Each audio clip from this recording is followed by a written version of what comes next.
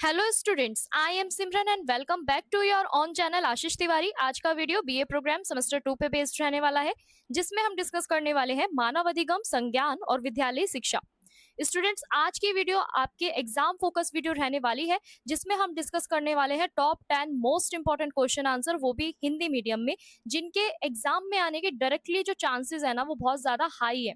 तो ये क्वेश्चन हमने रैंडमली नहीं उठाए हैं, बल्कि प्रीवियस ईयर क्वेश्चन पेपर को एनालाइज करके important topics and teacher suggestion के बेस पर ही हमने इन्हें केयरफुली सिलेक्ट किया है।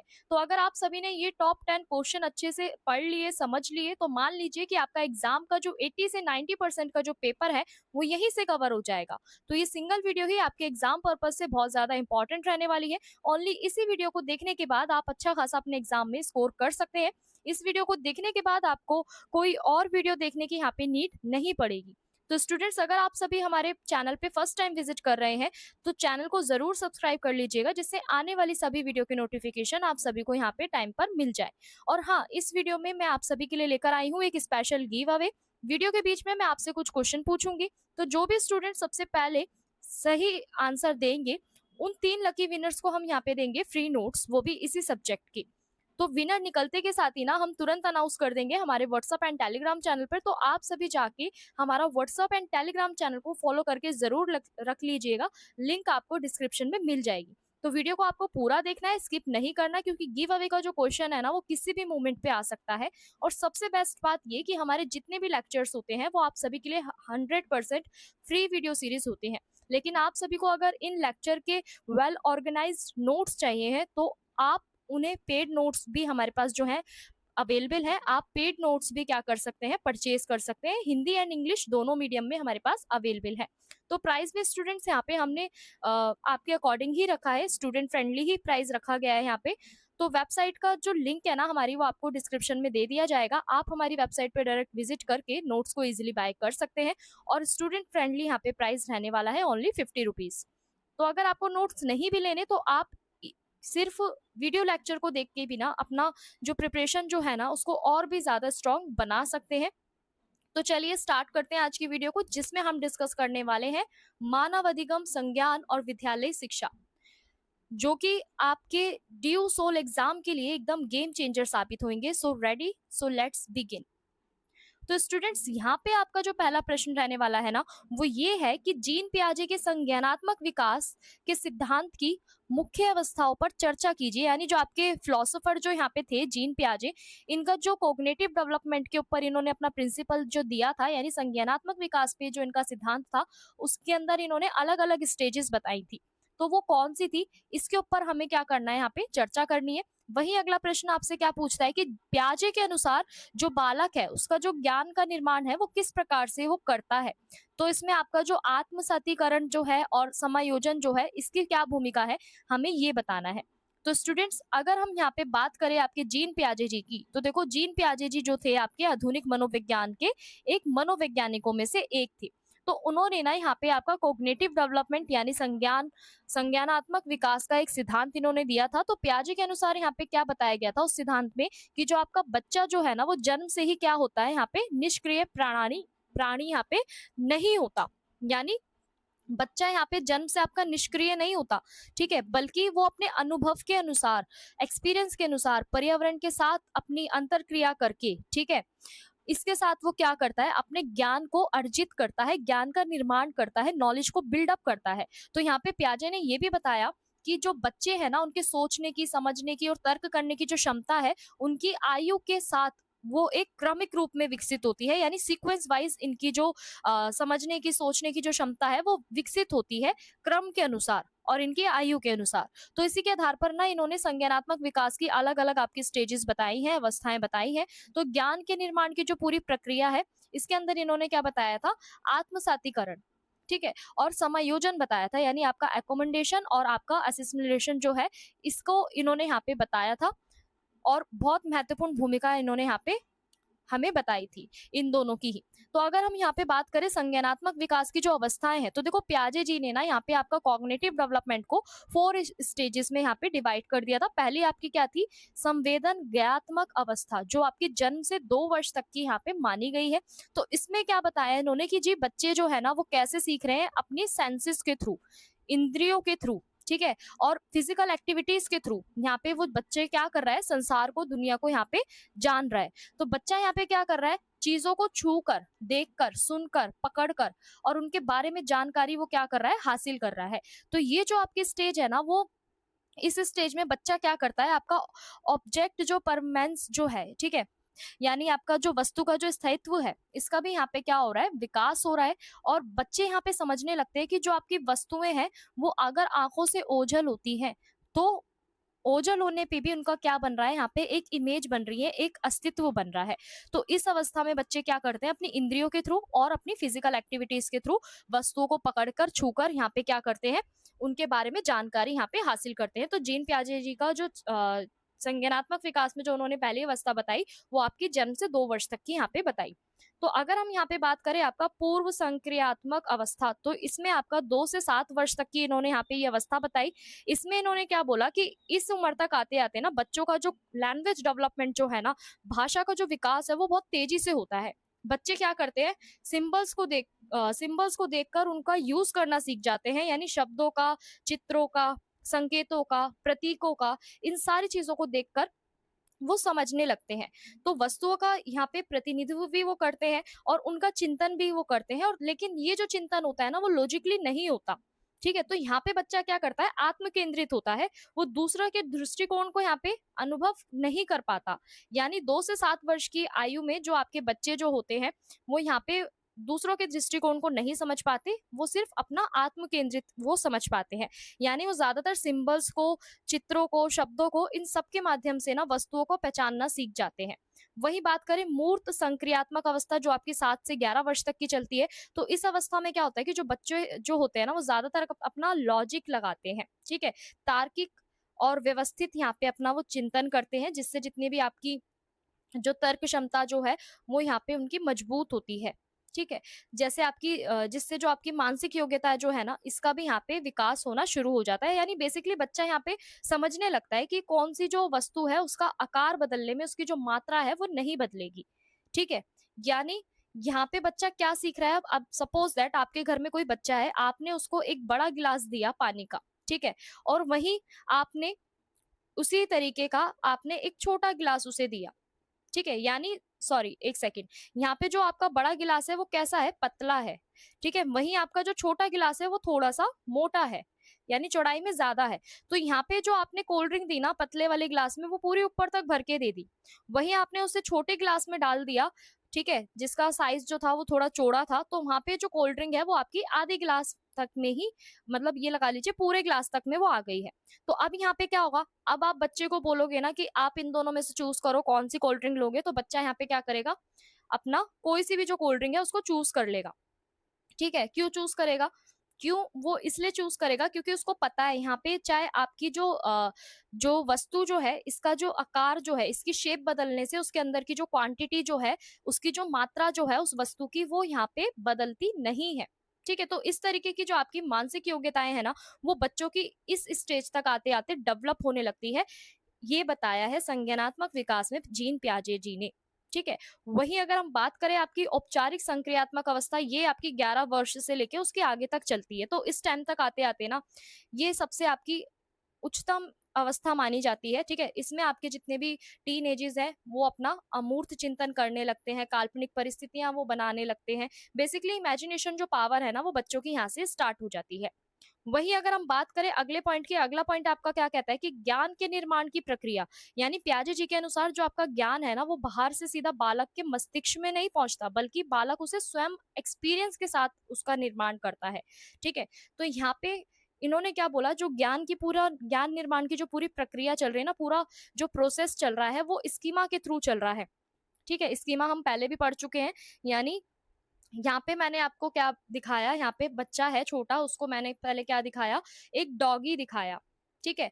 वही कुछ समय बाद मैंने उसे कैट दिखाई। तो डॉग जो बच्चा जो है, उसके दिमाग में क्या स्कीमा बना, क्या इमेज बनी कि उसने तो डॉगी को देखा था, तो वो यहाँ पे बिल्ली को भी क्या बोलेगा, कैट को भी क्या बोलेगा, डॉगी बोलेगा। तो वही आपका क्या हो गया, स्कीमा होता है, ठीक है? तो यहाँ पे ज्ञान का निर्माण किसकी वजह से हो रहा है? बच्चे यहाँ पे डायरेक्ट बच्चों के दिमाग में यहाँ पे इन्फॉर्मेशन को पहुँचाया नहीं जा रहा, बल्कि बच्चे यहाँ पे खुद के एक्सपीरियंस से सीख रहे हैं, खुद के एक्सपीरियंस के थ्रू नई-नई जानकारियों को वो जान रहे हैं और अपने माइंड में एक स्कीमा बना रहे हैं। ठीक है? तो यहाँ पे आपके जितने भी मानसिक ढांचे हैं, जो भी आपकी स्कीमा है, संरचना है, मस्तिष्क के अंदर बच्चे बनाते हैं, ठीक है? बच्चे यहाँ पे पूरी दुनिया को समझने का प्रयास करते हैं, अर्थ निकालने की कोशिश करते हैं, नए-नए एक्सपीरियंस उन्हें प्राप्त होते हैं। तो ये सारे जो आपका जो ज्ञान का जो निर्माण है वो इस तरीके से चलता रहता है। वहीं अगर हम बात करें आत्मसातीकरण की, तो देखो यहाँ पे जो आत्मसातीकरण का जो प्रक्रिया जो होती है, इसमें क्या होता है कि बच्चे ना नए एक्सपीरियंस के साथ जो उन्हें जानकारी पहले से उनके दिमाग में होती है ना, ठीक है, जैसे अब मैंने बोल दिया उन्हें सपोज दैट, जैसे मैंने फिर से उन्हें डॉग बोला, डॉग दिखाया, यानी बच्चे ने पहले डॉगी को देखा है, वहीं अगर मैंने उसके आगे बिल्ली लाके रख दी, ठीक है, या कोई भी चार पैर वाला जानवर उसको दिखा दिया, तो उसके दिमाग में जो पहले की इंफॉर्मेशन है ना, उसको वो कनेक्ट करेगा अपने नए एक्सपीरियंस के साथ। ठीक है, तो वही आपका यहाँ पे क्या कहलाएगा? आत्मसतीकरण कहलाएगा।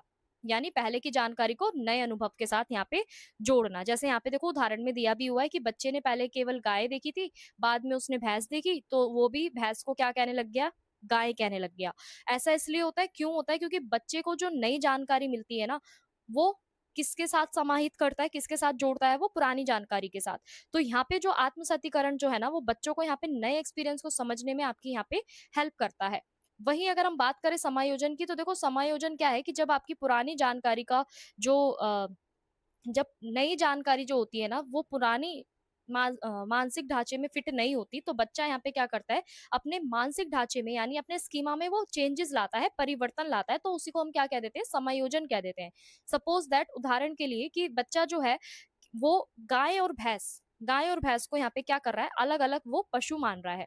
ठीक है? तो अपने वो पूर्व ज्ञान में क्या कर रहा है? संशोधन कर रहा है, यानी एक उसमें करेक्शन कर रहा है कि दोनों जो है वो आपके अलग-अलग यहाँ पे जो माइंड के अंदर स्कीमा है वो बन रहा है। तो इस प्रकार से समायोजन के माध्यम से बच्चे यहाँ पे क्या करते हैं? अपने ज्ञान के अंदर वृद्धि करते हैं, और ये पूरी प्रक्रिया आपकी बौद्धिक विकास का एक बेस मानी जाती है, आधार मानी जाती है।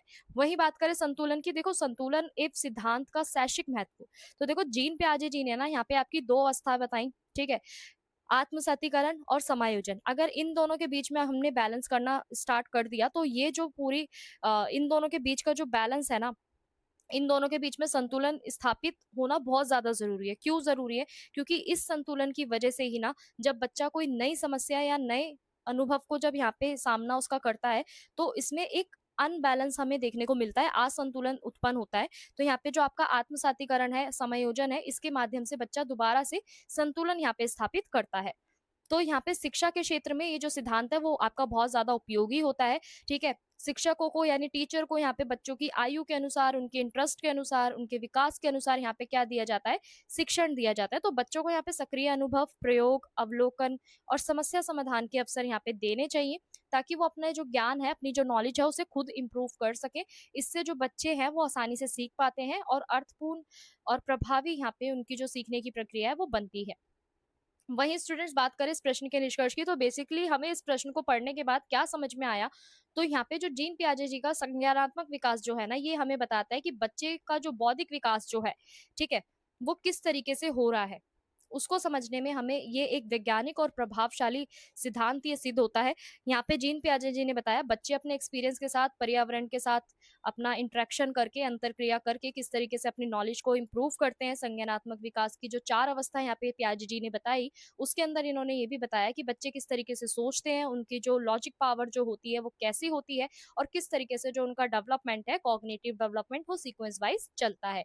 तो इसमें इन्होंने आत्मसतीकरण और समायोजन, इन दोनों को मेन यहाँ पे प्रोसेस इन्होंने बताया ज्ञान निर्माण का, यानी आपकी नॉलेज को बनाने में आपका जो आत्मसातीकरण है और जो समायोजन है, इसकी इन्होंने यहाँ पे क्या बोला कि ये बहुत ज्यादा यहाँ पे महत्वपूर्ण है। और शिक्षा के क्षेत्र में अगर हम बात करें इस सिद्धांत की, तो देखो शिक्षा के क्षेत्र में ये बहुत ज्यादा आपका इंपॉर्टेंट माना जाता है। बाल केंद्रित शिक्षण और सक्रिय अधिगम की आवश्यकता यहाँ पे, इस पे ज्यादातर ये जोर देता है। तो पियाजे जी का जो सिद्धांत है ना, वो आज भी आपका शिक्षा के क्षेत्र में और मनोविज्ञान के क्षेत्र में आपका बहुत ज्यादा प्रासंगिक यहाँ पे माना जाता है।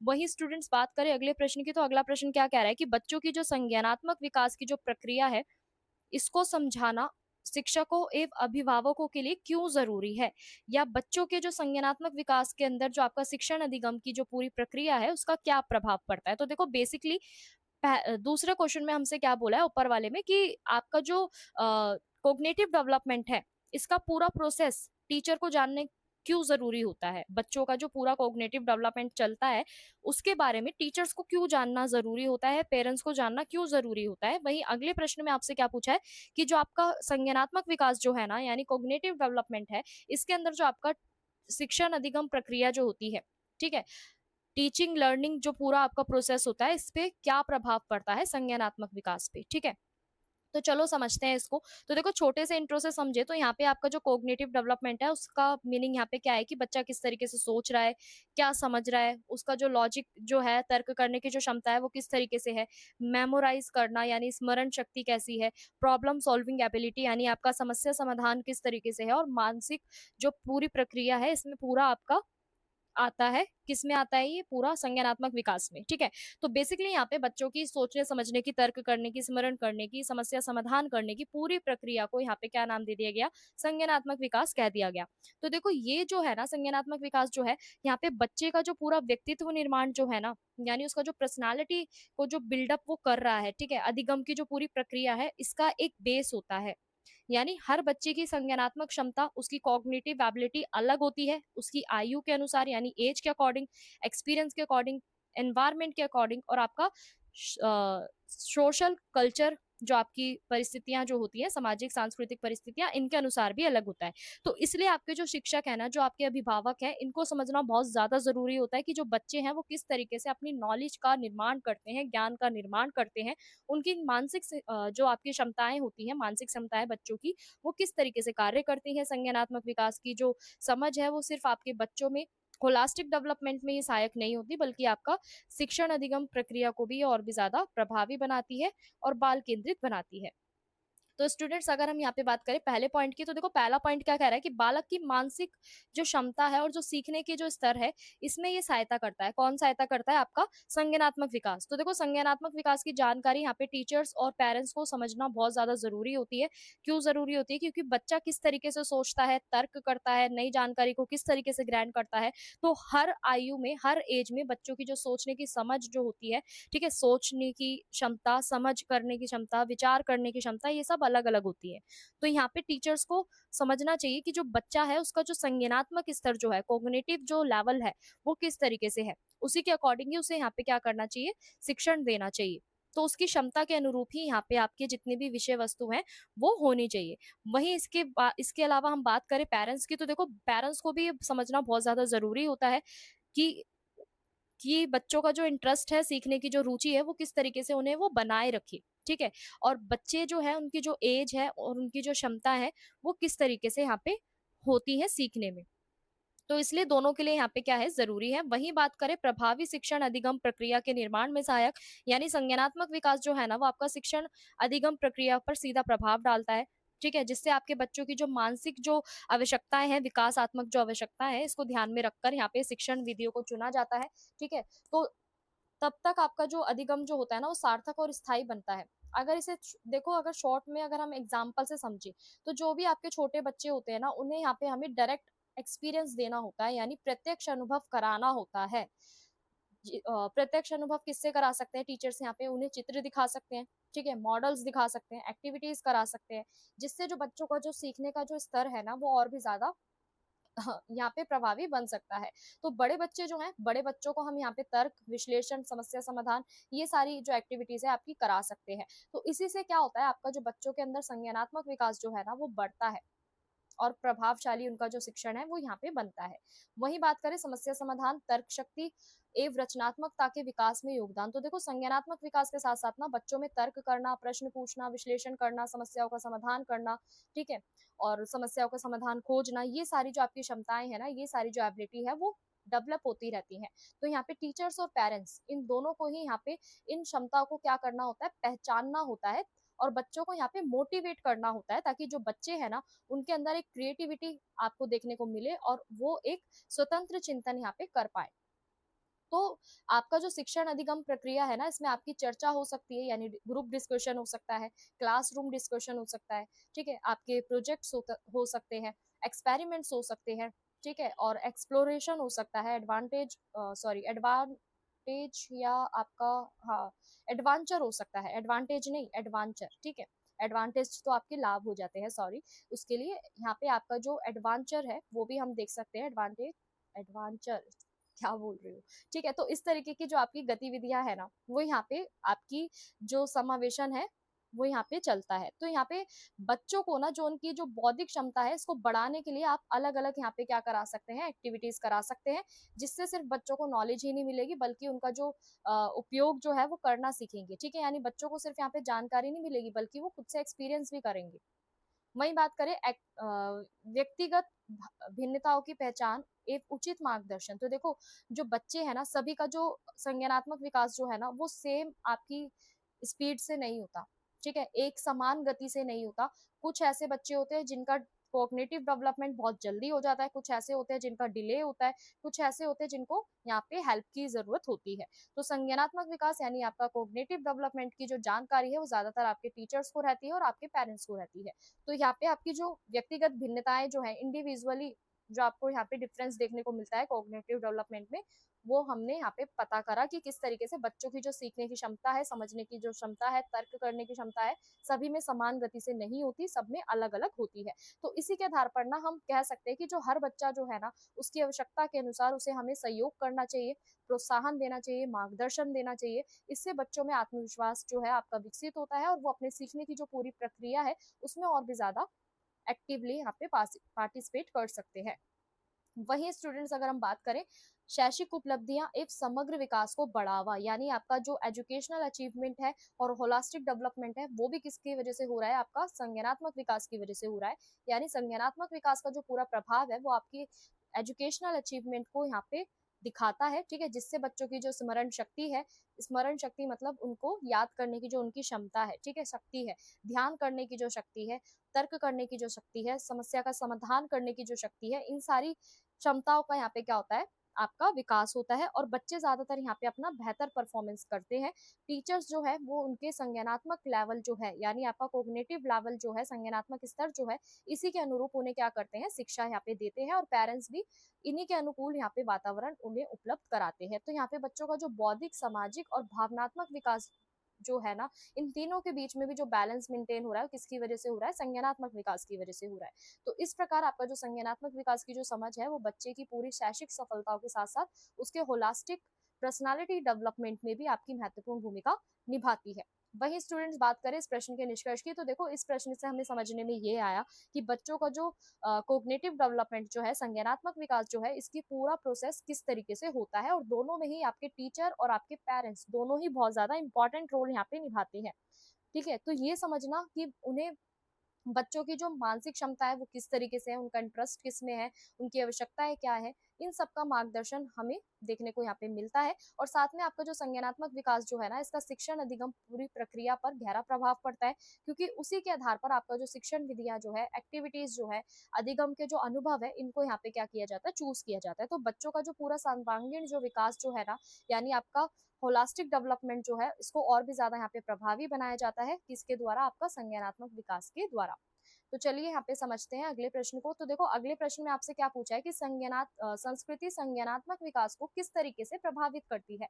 तो यहाँ पे आपके एक और हम कह सकते हैं फिलोसोफर है, जिनका नाम है लेव वाइगोत्स्की, ठीक है, लेव वाइगोत्स्की एक फिलोसोफर है आपके, और ये बहुत, हम कह सकते हैं, इन्होंने ना यहाँ पे संज्ञानात्मक विकास को किस तरीके से यहाँ पे सांस्कृतिक और जो आपका सामाजिक सिद्धांत जो है, इन्होंने यहाँ पे जोड़ा है, ठीक है। तो यहाँ पे पहले प्रश्न में क्या बोला है कि संस्कृति जो है वो संज्ञानात्मक विकास को किस तरीके से प्रभावित करती है, लेव वाइगोत्स्की का जो सिद्धांत है उसके बारे में चर्चा कीजिए। वही अगला प्रश्न आपका क्या कहता है कि वाइगोत्स्की के जो सामाजिक सांस्कृतिक सिद्धांत है, इनकी अवधारणाओं का यहाँ पे वर्णन कीजिए। तो स्टूडेंट्स अगर हम यहाँ पे बात करें इस प्रश्न के परिचय की, तो देखो यहाँ पे जो लेव वाइगोत्स्की जो है ना, इन्होंने अपना सामाजिक सांस्कृतिक सिद्धांत यहाँ पे दिया था।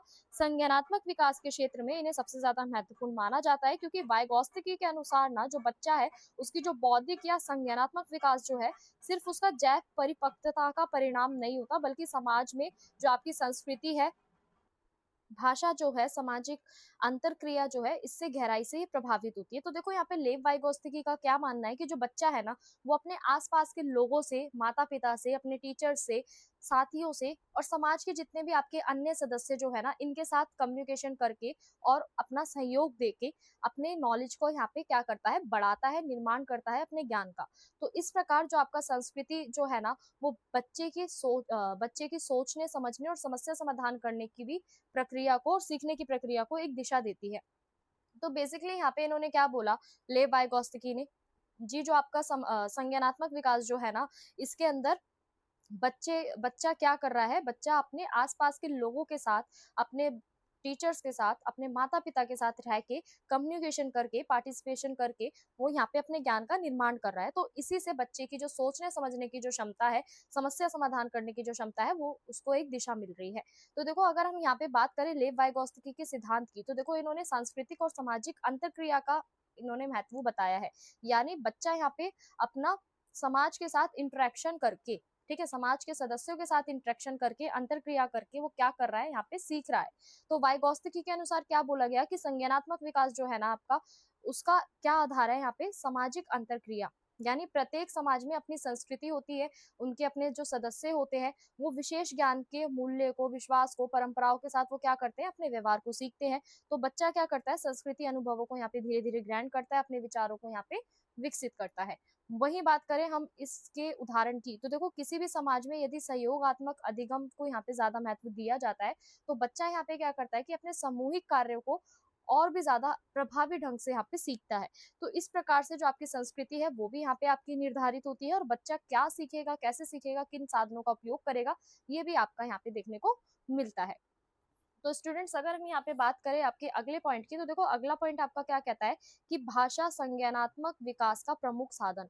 यानी वाइगोत्स्की जी ने यहाँ पे क्या बोला कि देखो भाषा जो है ना, वो आपके कॉग्निटिव डेवलपमेंट के अंदर सबसे इंपॉर्टेंट मानी जाती है। क्यों मानी जाती है? क्योंकि भाषा केवल आपका संचार का माध्यम नहीं है, बल्कि अपने विचारों को संगठित करना है, अपने विचारों को कलेक्ट करना है, अपने एक्सपीरियंस को बताना है और अपनी नॉलेज को और भी ज्यादा क्या करना है, इम्प्रूव करना है, ज्ञान को अर्जित करना है। तो बच्चा जो है ना, वो शुरुआत में क्या करता है, दूसरों के साथ यहाँ पे कम्युनिकेशन करता है, फिर वो धीरे धीरे अपनी भाषा का उपयोग करना सीखता है, आंतरिक चिंतन फिर उसका करता है। ठीक है, तो संस्कृति के अनुसार क्या हो रहा है, बच्चा यहाँ पे संरचना, शब्दावली, अभिव्यक्ति के तरीकों को यहाँ पे सीख रहा है, और विभिन्न संस्कृतियों के जो बच्चे हैं, ठीक है, विभिन्न संस्कृतियों के बच्चों को यहाँ पे सोचने, समझने और तर्क करने की जो उनकी क्षमता है, उसमें भी यहाँ पे विस्तार होता हुआ नजर आ रहा है। वहीं देखो अगर हम बात करें यहाँ पे लेव वाइगोत्स्की जी के सिद्धांत की, तो इन्होंने ZPD यानी जोन प्रॉक्सिमल डेवलपमेंट, यानी आपका समीप स्थित विकास क्षेत्र का इन्होंने सिद्धांत दिया, जिसमें इन्होंने क्या बताया कि ये ना सबसे इम्पोर्टेंट आपका लेव वाइगोत्स्की जी का सबसे प्रसिद्ध अवधारणाओं में से एक माना जाता है। क्यों माना जाता है? क्योंकि इसका अर्थ इसके अंदर इन्होंने क्या बताया कि जो बच्चा है ना, वो अपनी वर्तमान क्षमता यानी प्रेजेंट में जो उसकी एबिलिटी है और उचित मार्गदर्शन या आपकी सहायता प्राप्त होने पर ही जो उसकी संभावित क्षमता है वो ये बीच में होती है। यानी जब शिक्षक या पेरेंट्स या आपके अनुभवी जो व्यक्ति है वो बच्चों की यहाँ पे सहायता उन्हें देते हैं, तभी बच्चे यहाँ पे क्या कर पाते हैं, आपका काम करके यहाँ पे सीख पाते हैं। यानी बच्चा यहाँ पे अकेला कोई भी काम यहाँ पे नहीं कर पाता, कोई भी अकेली चीज वो यहाँ पे नहीं कर सकता। तो ये जो संस्कृति है ना, ये निर्धारित करती है कि बच्चा जो है, बच्चे को किस तरीके से आपको गाइड करना है, किस तरीके का मार्गदर्शन दिया जाना है, जिससे कि उसका जो ज्ञान है, उसका जो कौशल है, इसको और भी ज्यादा महत्व दिया जाए। तो इसलिए आपका ZPD के माध्यम से यहाँ पे इन्होंने सांस्कृतिक संज्ञानात्मक विकास को यहाँ पे प्रभावित किया है। वही बात करें सहारा प्रदान करना, यानी आपका स्कैल्प फोल्डिंग की अगर हम बात करें और आपके सांस्कृतिक उपकरण की बात करें, तो देखो वाइगोत्स्की जी ने यहाँ पे क्या बताया कि अपने विचारों को ना यहाँ पे उन्होंने धीरे धीरे क्या करा, वाइगोत्स्की के जो विचार है, विचारों के आधार पर इन्होंने सहारा प्रदान करना यानी आपका स्कैल्प फोल्डिंग की अगर हम बात करें, तो इन्होंने क्या बताया इस कॉन्सेप्ट के अंदर कि जो आपके जो शिक्षक जो है, टीचर जो है और अनुभवी व्यक्ति जो है, वो बच्चों को यहाँ पे सहायता देना उनका ज़रूरी होता है। क्यों ज़रूरी होता है? क्योंकि धीरे-धीरे अगर आपकी सहायता कम यहाँ पे बच्चा अपनी सहायता जो है, आपकी सहायता कम लेता है, तो वो क्या कहलाता है? आपका स्वतंत्र बालक कहलाता है। स्वतंत्र रूप से बच्चा यहाँ पे काम करने लगता है। यानी इन्होंने ये बताया इस अवधारणा के अंदर, इस कॉन्सेप्ट में, कि बच्चा यहाँ पे धीरे-धीरे अपनी सहायता जब कम कर लेता है, मतलब टीचरों की हेल्प लेना कम कर देता है, पेरेंट्स की हेल्प लेना कम कर देता है किसी भी काम को करने में, तो वही आपका क्या कहलाता है? स्कैल्प फोल्डिंग यानी सहारा प्रदान करना कहलाता है। और इसी से बच्चा क्या करता है? स्वतंत्र रूप से यहाँ पे अपना काम करना शुरू कर देता है। तो वाइगोत्स्की जी ने ना सांस्कृतिक उपकरणों जैसे आपका भाषा, लेखन, गणना पद्धति, प्रतीक, तकनीकी साधनों, इन सबका क्या करा? सामाजिक परंपराओं को यहाँ पे इन्होंने महत्व दिया। और ये उपकरण जो है ना, वो बच्चे की सोचने और समस्या समाधान करने की क्षमता को भी क्या कर रहे हैं?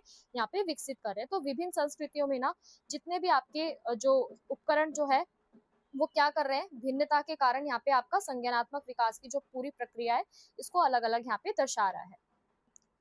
तो वहीं अगर स्टूडेंट्स हम बात करें अगले पॉइंट की, तो देखो ज्ञान का सामाजिक निर्माण और शिक्षा में उपयोगिता।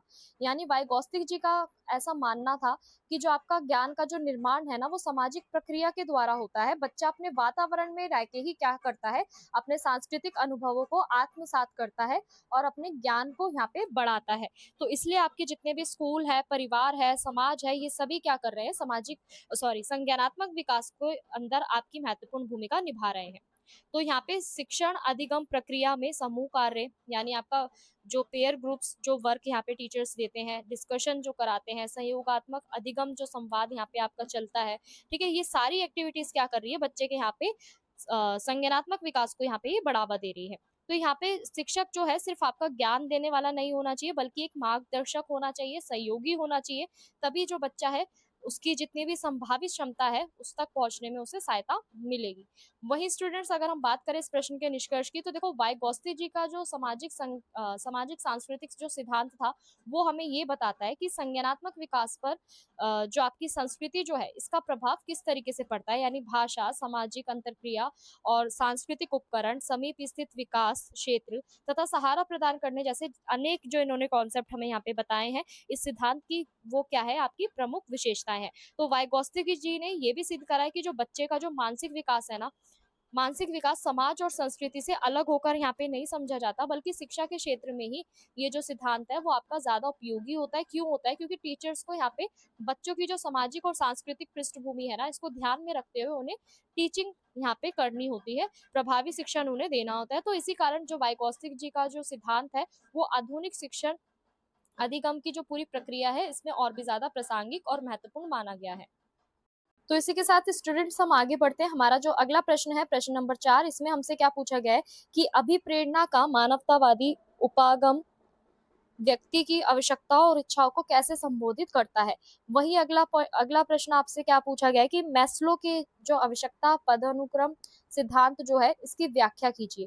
तो देखो अगर यहाँ पे हम बात करें एक छोटे से इंट्रो की, तो देखो अभिप्रेरणा जो है वो मानव व्यवहार को दिशा देने, सक्रिय करने और किसी भी लक्ष्य की प्राप्ति करने के लिए यहाँ पे नियंत्रण प्रयास करने का जो एक आंतरिक शक्ति है, वो यहाँ पे कहलाती है। तो मानवतावादी उपागम के अनुसार ना प्रत्येक व्यक्ति जो है उसकी जो प्रत्येक व्यक्ति जो है अच्छा, सक्रिय और आत्म विकास जो है उसका उसकी क्षमता से यहाँ पे होता है।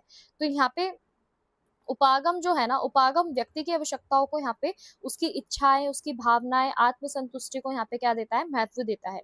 तो मानवतावादी मनोवैज्ञानिक जो आपके अब्राहिम मैस्लो जो है, इन्होंने क्या करा है? अभिप्रेरणा को समझाने के लिए, ठीक है, मोटिवेशन को समझाने के लिए एक अपना सिद्धांत दिया है जिसका नाम है पदानुक्रम सिद्धांत। ठीक है, इसके अनुसार इन्होंने बताया कि जो मनुष्य है ना, उसकी आवश्यकताएं कौन कौन सी होती है और किस तरीके से उसे वो क्रमबद्धित करता है, यानी किस तरीके से सीक्वेंस देता है। तो यहाँ पे एक आवश्यकता को पूरा करने के बाद जो इंसान जो है वो अपनी अगली आवश्यकताओं की ओर क्या हो जाता है? अग्रसर हो जाता है, यानी आगे बढ़ जाता है। तो स्टूडेंट्स अगर यहाँ पे हम समझे पहले पॉइंट को, तो देखो मानवतावादी उपागम का स्वरूप इन्होंने यहाँ पे क्या बताया कि देखो मानवतावादी उपागम जो है ना, वो व्यक्ति को सिर्फ आपकी जैविक और यांत्रिक प्रणाली यहाँ पे नहीं मानता, यानी व्यक्ति को सिर्फ जैविक और यांत्रिक प्राणी यहाँ पे नहीं माना जाता, उसे एक स्वतंत्र, सृजनशील और आत्म विकास की जो क्षमता रखने वाला व्यक्ति यहाँ पे माना जाता है। तो इस दृष्टिकोण के अनुसार ना व्यक्ति अपना व्यवहार और उसकी जो आंतरिक आवश्यकताएं हैं, इच्छाएं हैं, आकांक्षा है, इस सबको जीवन के उद्देश्य से यहाँ पे क्या करता है, प्रभावित करता है। वहीं अगर हम बात करें मानवतावादी विचारधारा की, तो देखो ये ऐसा मानती है कि जो हर व्यक्ति जो है ना वो अपने जीवन में उन्नति, आत्मसम्मान, आत्म साक्षरताकार यहाँ पे ही प्राप्त करना चाहता है। तो इसलिए आपकी जो शिक्षा है और जो अधिगम की जो पूरी प्रक्रिया है, इसमें व्यक्ति की जो भावनाएं हैं, रुचि है, व्यक्तिगत आवश्यकताएं हैं, सबसे ज्यादा इनको यहाँ पे इंपॉर्टेंस दी गई है। वहीं बात करें हम मैस्लो का जो आवश्यकता पदानुक्रम जो सिद्धांत है, ये क्या है? तो देखो अब्राहिम मैस्लो ने ना मानव आवश्यकताओं को एक क्रमबद्ध रूप में उसको क्या करा है, संरचित किया है। ठीक है, इन्होंने मानव आवश्यकताओं को एक क्रमबद्ध संरचना के रूप में हमारे सामने प्रस्तुत करा है, जिसको इन्होंने नाम दे दिया है आवश्यकता पदानुक्रम सिद्धांत। तो मैस्लो ने ना यहाँ पे बताया इंसान की जितनी भी आपकी जरूरतें होती हैं, चाहे वो निम्न स्तर की हो चाहे उच्च स्तर की हो, किस तरीके से हम बढ़ते हैं। यानी पहले हम छोटी छोटी अपनी जरूरतों को पूरा करते हैं, जैसे आपका खाना पीना, ठीक है, कपड़े और आपका मकान, इन सारी छोटी छोटी चीजों से हम क्या करते हैं, अपना पहले पूरा करते हैं अपनी जरूरतों को, और फिर हम बड़ी चीजों की तरफ यानी उच्च स्तर पर क्या करते हैं, हम पहुंचते हैं। बड़ी आवश्यकताओं को फिर हम यहाँ पे क्या करते हैं, पूरा करने के लिए सोचते हैं। तो जब आपकी निम्न स्तर की जो आवश्यकताएं हैं, जब आपको उससे सेटिस्फेक्शन यानी संतुष्टि मिल जाती है, तब आप क्या करते हैं, बड़ी आवश्यकताओं को पूरा करने का यहाँ पे प्रयास करते हैं। तो मैस्लो का सिद्धांत हमें ये बताता है। तो देखो मैस्लो ने ना जितनी भी आपकी आवश्यकता है, इसको एक पिरामिड के अकॉर्डिंग बताया है। ठीक है, यहाँ पे इन्होंने यहाँ पे क्या बताया है, मैस्लो ने एक पिरामिड के अकॉर्डिंग यहाँ पे आपकी आवश्यकताओं को बताया है। उसके अंदर इन्होंने बताया कि सबसे पहले आपकी जो सबसे नीचे जो आपकी मूलभूत आवश्यकताएं हैं, यानी आपकी जो बेसिक नीड्स हैं, वो आती है। फिर उससे ऊपर आपकी आत्म साक्षात्कार की आवश्यकता आती है। फिर आपकी मानव अभिप्रेरणा आती है। ठीक है, और फिर एंड में आपकी जो उच्च स्तर की जो आवश्यकता है वो आती है। तो इस तरीके से इन्होंने एक पूरे पिरामिड के थ्रू यहाँ पे बताया है।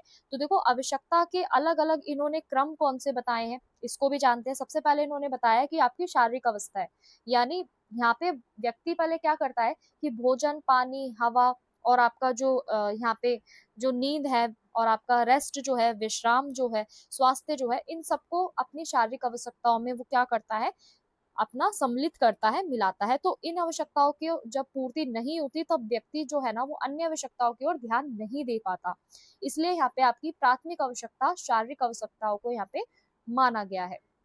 वहीं बात करें सुरक्षा की आवश्यकता, तो देखो शारीरिक आवश्यकताओं के बाद ना व्यक्ति यहाँ पे सुरक्षा और स्थिरता की जो आवश्यकता है, इसका भी क्या करता है, अनुभव करता है। तो शारीरिक सुरक्षा जो है आपकी, और आर्थिक सुरक्षा है, स्वास्थ्य सुरक्षा है, भविष्य की सुरक्षा है, इसके अंदर आपकी सुरक्षा की आवश्यकता इसमें शामिल होती है।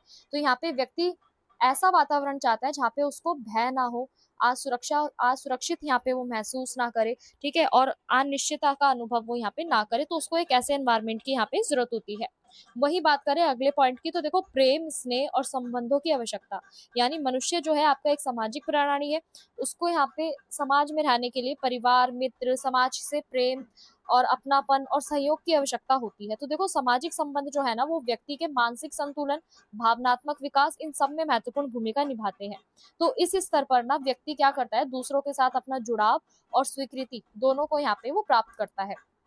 वहीं अगली बात करें तो अगला पॉइंट क्या कहता है कि आत्मसम्मान की आवश्यकता, यानी इस स्तर पर ना व्यक्ति सम्मान, प्रतिष्ठा, उपलब्धि और आत्मविश्वास भी प्राप्त करना चाहता है। जब व्यक्ति को समाज और अन्य लोगों से यहाँ पे मान्यता और सम्मान मिलता है, तो उसके अंदर आत्मविश्वास भी बढ़ता है। तो यहाँ पे आत्मसम्मान की पूर्ति करने के बाद व्यक्ति और भी ज्यादा प्रभावी होता है और सफल बनने का यहाँ पे प्रयास करता है।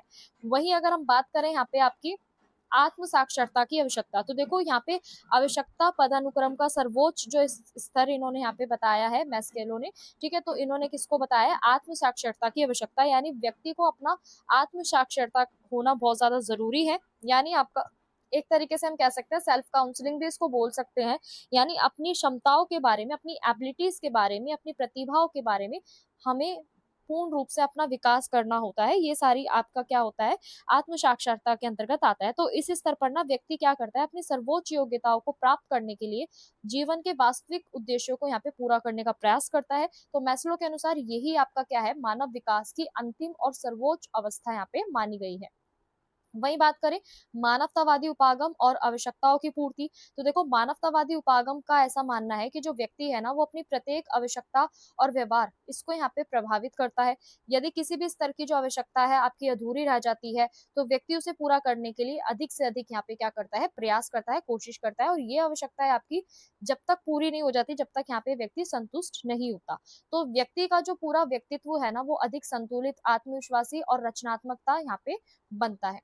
तो शिक्षा के क्षेत्र में अगर हम इस सिद्धांत की बात करें ना, तो ये बहुत ज़्यादा आपका उपयोगी है। क्यों है? क्योंकि जो आपके शिक्षक है ना, वो विद्यार्थियों की आवश्यकता, उनकी भावना, उनकी रुचि को समझकर, इंटरेस्ट को समझकर ही उन्हें यहाँ पे क्या दे सकते हैं, शिक्षण दे सकते हैं। तो यहाँ पे विद्यार्थियों को सीखने में भी प्रेरणा मिलती है, एक सुरक्षित और सहयोगात्मक और सम्मानपूर्ण यहाँ पे जो उनको वातावरण है, वो भी मिलता है, जिससे उनका जो होलिस्टिक डेवलपमेंट जो है ना स्टूडेंट्स का, वो भी हो पाता है। वहीं अगर हम बात करें शैक्षिक महत्व की, तो देखो यहाँ पे मैस्लो का जो सिद्धांत है ना वो शिक्षा के क्षेत्र में ज्यादा आपका उपयोगी माना गया है। शिक्षक को ये समझना जरूरी है कि जो भी विद्यार्थी है उनकी जो मूलभूत आवश्यकताएं हैं पूरी नहीं होती, तो वो किस तरीके से प्रभावी रूप से अपना जो अधिगम है वो नहीं कर पाती। तो विद्यालय में आपकी सुरक्षा, प्रेम, सहयोग, ये सारा जो वातावरण है ना आपकी सीखने की प्रेरणा को यहाँ पे बढ़ाता है। तो ये जो सिद्धांत है वो विद्यार्थियों में आत्मविश्वास, रचनात्मकता, आत्म विकास की जो भावना है, इन सबको यहाँ पे डेवलप करता है, प्रोत्साहित करता है। तो आधुनिक शिक्षा में आपका जो विद्यार्थी केंद्रित शिक्षण जो है, मानवतावादी दृष्टिकोण जो है, इसको भी यहाँ पे विशेष महत्व दिया जाता है। तो स्टूडेंट्स अगर हम बात करें इस प्रश्न के निष्कर्ष की, तो निष्कर्ष आपका यहाँ पे क्या कहता है कि जो आपका मानवतावादी उपागम है ना, ये व्यक्तियों की आवश्यकता, इच्छा और आत्म विकास की जो क्षमता है, इसको एक अभिप्रेरणा देने का यहाँ पे कार्य करता है। और अब्राहिम मैस्लो जो है ना, ये आपकी आवश्यकता पदानुक्रम सिद्धांत को यहाँ पे स्पष्ट करता है कि जो मानव का व्यवहार है वो किस तरीके से आवश्यकताओं को पूरा करने के लिए चलता रहता है। तो शारीरिक अवस्था से लेके आपका जो आत्म साक्षात्कार की जो पूरी एक यात्रा है वो व्यक्ति के समग्र विकास को भी दर्शाती है। और शिक्षा के क्षेत्र में भी ये सिद्धांत जो है विद्यार्थियों की आवश्यकताओं को समझने, उनकी प्रेरणा को बढ़ाने और सर्वांगीण व्यक्तित्व विकास में भी आपकी महत्वपूर्ण भूमिका निभाता है। वहीं अगर हम बात करें स्टूडेंट्स अगले प्रश्न की, तो अगला प्रश्न आपका क्या कहता है कि अधिगम में अभिप्रेरणा की भूमिका स्पष्ट कीजिए। वहीं अगला प्रश्न क्या कह रहा है कि विद्यार्थियों को प्रेरित करने में जो शिक्षकों की जो भूमिका है उसका वर्णन कीजिए।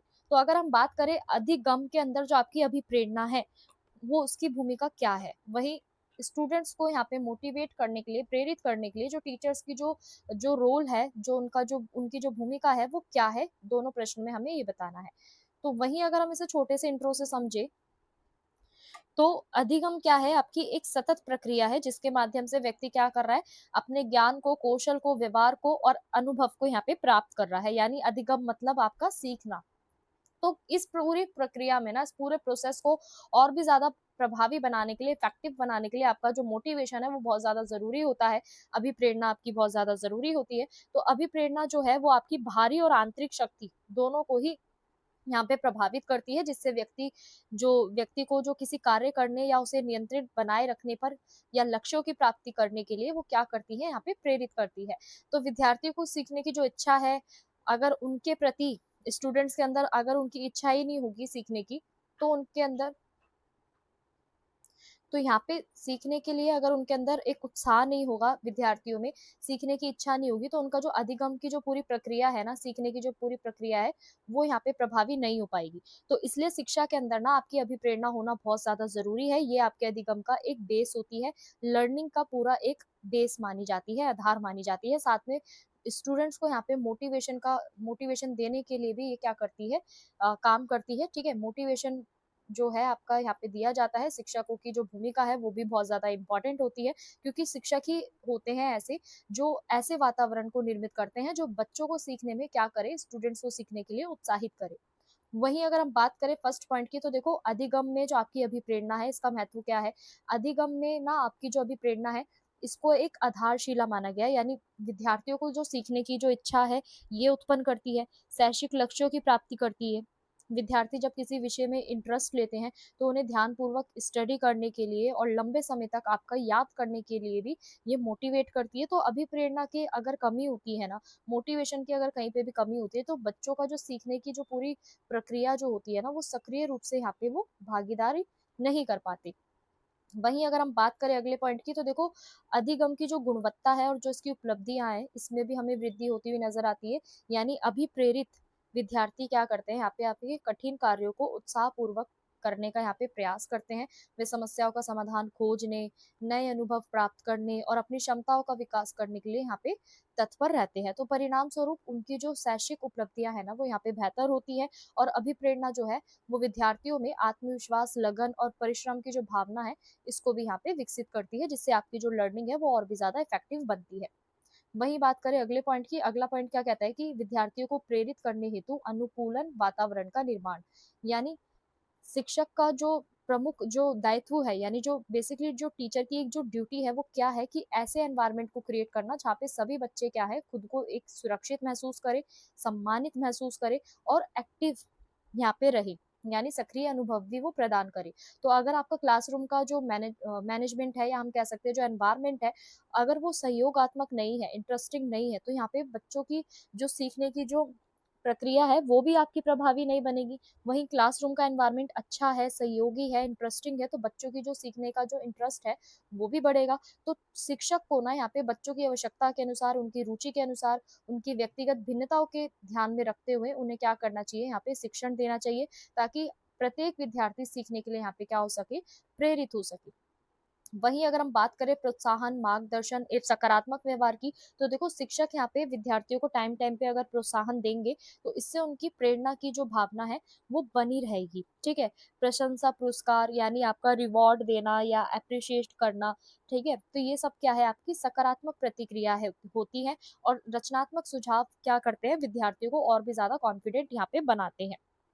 तो जब टीचर आपके स्टूडेंट्स की जितनी भी अचीवमेंट होती है, इसका अप्रिशिएशन करते हैं, उनकी तारीफ करते हैं, तो जो भी उनके सामने कठिनाइयाँ आती है ना, वो बच्चे यहाँ पे उन्हें कम करने का वो प्रयास करते हैं और वो उत्साह के साथ आगे अपना स्टडी करते हैं और अपने लक्ष्यों को प्राप्त करने के लिए भी वो प्रयास करते हैं। वहीं बात करें अगले पॉइंट की, तो देखो आदर्श प्रस्तुत करना तथा शिक्षण को रोचक बनाना, यानी टीचर को ना स्वयं स्वयं जो है अपने व्यवहार, कार्यशैली और व्यक्तित्व के जो माध्यम से बच्चों को यहाँ पे एक आदर्श बनाना बनता है। ठीक है, यानी एक आइडियल होना बहुत ज्यादा जरूरी है शिक्षक को, ताकि बच्चों के अंदर उत्साह, अनुशासन, समर्पण, सकारात्मक दृष्टिकोण, ये सब यहाँ पे प्रभावित उन्हें करता है बच्चों को। तो टीचर को भी ना यहाँ पे अपने शिक्षण के अंदर ऐसी शिक्षण सामग्रियों को ऐड ऑन करना चाहिए, ऐसी एक्टिविटीज को ऐड ऑन करना चाहिए, उदाहरण, नवीन विधियों को यहाँ पे उन्होंने उनको प्रयोग करना चाहिए, ताकि जो आपका सीखने की जो प्रक्रिया है वो और भी ज्यादा इंटरेस्टिंग बन सके।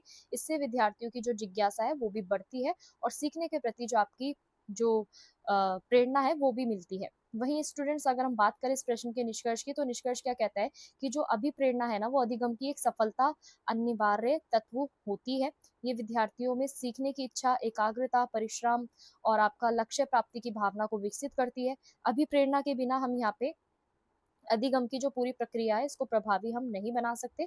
तो विद्यार्थियों में प्रेरणा उत्पन्न करना, उसे बनाए रखना शिक्षकों की भूमिका यहाँ पे बहुत ज्यादा जरूरी होती है। शिक्षक यदि आपके अनुकूलन वातावरण का निर्माण करे, उचित मार्गदर्शन दे, सकारात्मक प्रोत्साहन प्रदान करे, तो शिक्षण जो है आपका और भी ज्यादा इंटरेस्टिंग बन सकता है।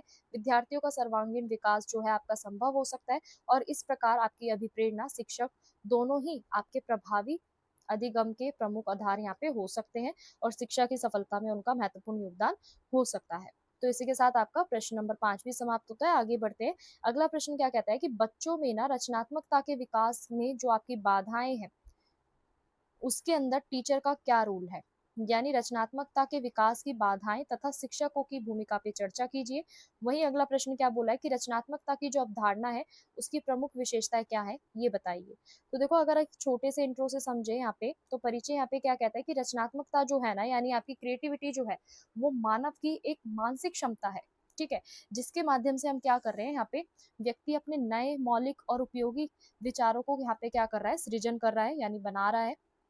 ये सिर्फ आपका आर्ट के क्षेत्र में, साहित्य यानी आपका लिटरेचर, संगीत यानी आपका म्यूजिक तक ही आपका ये लिमिटेड नहीं है, बल्कि आपके जीवन के हर क्षेत्र में, हर सेक्टर में आपको ये देखने को मिलेगा। जैसे आपका प्रॉब्लम सॉल्विंग एबिलिटी के अंदर, यानी समस्या के समाधान, नए विचारों के विकास, नवाचार के रूप में यानी इनोवेशन के रूप में भी आपको ये देखने को मिलेगा। तो बच्चे ज्यादातर आपके कैसे होते हैं, क्यूरियोसिटी उनके अंदर होती है, इमेजिनेशन पावर बहुत अच्छी होती है, तो इसलिए उनके अंदर क्रिएटिविटी का जो विकास है ना, जो डेवलपमेंट है, इसको करने की जो संभावना है वो बहुत ज़्यादा होती है।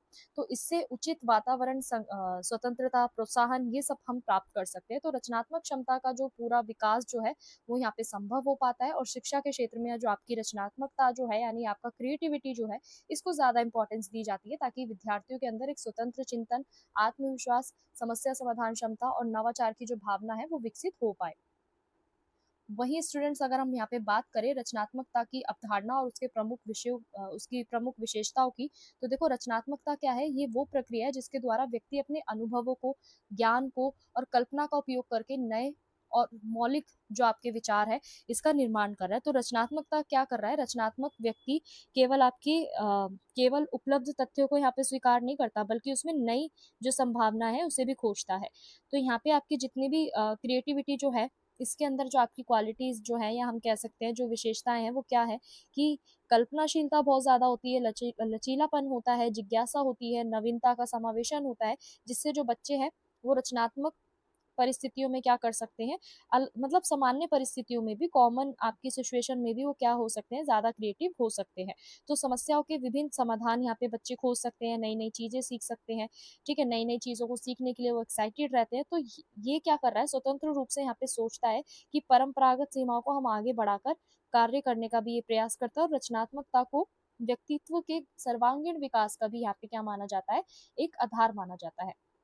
वहीं अगर हम बात करें यहाँ पे बच्चों में जो रचनात्मकता है, क्रिएटिविटी जो है, इसके डेवलपमेंट में आपकी कौन-कौन सी बाधाएँ आती हैं, कौन-कौन सी रोक आती है? तो देखो, अत्यधिक अनुशासन या भय का जो वातावरण होता है ना, या फिर आपकी जो कठोर शिक्षण पद्धति है, या आपका जो रटवाने की जो शिक्षा है, ये इसको क्या करती है, क्रिएटिविटी को आपकी प्रभावित करती है। तो बच्चों से ज़्यादातर हमें प्रश्न पूछने चाहिए, प्रयोग यानी एक्सपेरिमेंट कराना चाहिए, उनके विचारों को यहाँ पे स्वतंत्रता देनी चाहिए, तभी वो क्रिएटिव बनेंगे। अगर ये सारी चीज़ें हम नहीं देंगे, तो उनकी जो सृजनात्मकता क्षमता जो है ना, यानी क्रिएटिविटी की जो एबिलिटी जो है, या हम कह सकते हैं क्रिएटिविटी पावर जो है, वो आपकी लिमिटेड हो जाएगी।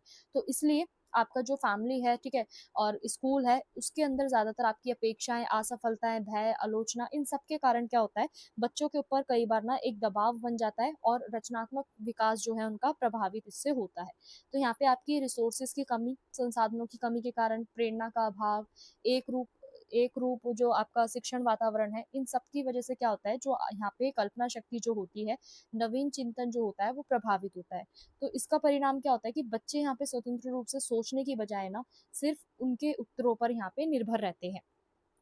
तो वहीं अगर हम बात करें यहाँ पे आपके रचनात्मकता को बढ़ावा देने में अब टीचर का क्या रोल है, तो देखो टीचर ही सबसे ज़्यादा यहाँ पे एक इम्पॉर्टेंट रोल निभाता है रचनात्मकता के विकास में बच्चों के। क्यों निभाता है? क्योंकि शिक्षक का यहाँ पे एक ड्यूटी बनती है कि क्लासरूम का जो एनवायरनमेंट है ना, वो ऐसे बनाए जहाँ पे सभी स्टूडेंट्स बिना किसी डर के अपने जो थॉट्स हैं उन्हें एक्सप्रेस कर सके, अपने विचारों को बता सके। हर बच्चा यहाँ पे प्रश्न पूछे जो वो एकदम भय से मुक्त होकर, ठीक है? यानी बिना डर के, बिना झिझक के वो प्रश्न पूछे, ठीक है? चर्चा करे, ठीक है? नए एक्सपेरिमेंट करे। तो यहाँ पे सारी चीज़ों के यहाँ पे अवसर जो होने चाहिए, बच्चों को मिलने चाहिए। तो शिक्षक को चाहिए कि वो यहाँ पे सही उत्तरों पे ज़ोर ना देके बच्चों की जो सोचने की जो प्रक्रिया है ना, इसको इम्पोर्टेंस दे। यानी विभिन्न गतिविधियाँ, परियोजना, समूह कार्य, खेल, समस्या समाधान, इन सब पे ही आपका जो शिक्षण है, वो ज़्यादा आपका प्रभावी माना जाता है। शिक्षक के द्वारा उचित मार्गदर्शन, प्रोत्साहन, सकारात्मक प्रतिक्रिया विद्यार्थियों में आपका आत्मविश्वास उत्पन्न करती है, और नए विचारों को प्रस्तुत करने के लिए भी उन्हें प्रेरित करती है।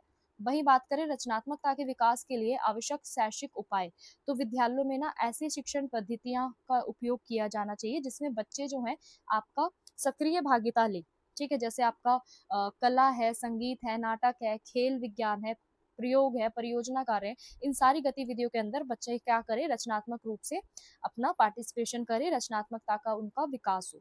तो विद्यार्थी को अपनी इंटरेस्ट के अकॉर्डिंग, ठीक है, इंटरेस्ट के अकॉर्डिंग विद्यार्थियों को उनके कार्य देने चाहिए, ठीक है? और इसके साथ-साथ उन्हें सीखने की जो प्रक्रिया जो है उसे और भी ज़्यादा फ्लेक्सिबल और आपका बाल केंद्रित बनाना चाहिए, ठीक है? स्टूडेंट सेंटर्ड बनाना चाहिए, ताकि बच्चे जो है, स्टूडेंट्स जो है, वो अपने विचारों का क्या कर सके, स्वतंत्र रूप से अभिव्यक्त कर सके, और उनके विचारों को यहाँ पे सम्मान देना चाहिए, उनकी जिज्ञासा और जो उनका समाधान है, उन्हें भी स्वतंत्र निर्णय लेने के अवसर देने चाहिए। ऐसा जो एनवायरनमेंट होगा ना, वो बच्चों की नई सोच को विकसित करने के लिए ठीक है, और उनकी जो क्षमताएं हैं उनका पूर्ण रूप से उपयोग करने के लिए प्रेरित करता है। वही बात करें शिक्षा में रचनात्मकता का महत्व। अब शिक्षा के अंदर आपका रचनात्मकता का यानी क्रिएटिविटी का क्या महत्व है, तो देखो रचनात्मकता सिर्फ विद्यार्थियों को यहाँ पे ज्ञान अर्जित करने तक ही लिमिटेड नहीं है, बल्कि उनका जो ज्ञान है ना उसका उपयोग करने की भी उन्हें क्या दे रही है, क्षमता दे रही है। यानी आपका समस्या समाधान, ठीक है, डिसीजन मेकिंग और आलोचनात्मक चिंतन और इनोवेशन, इन सारी भावनाओं को वो क्या कर रही है, डेवलप कर रही है।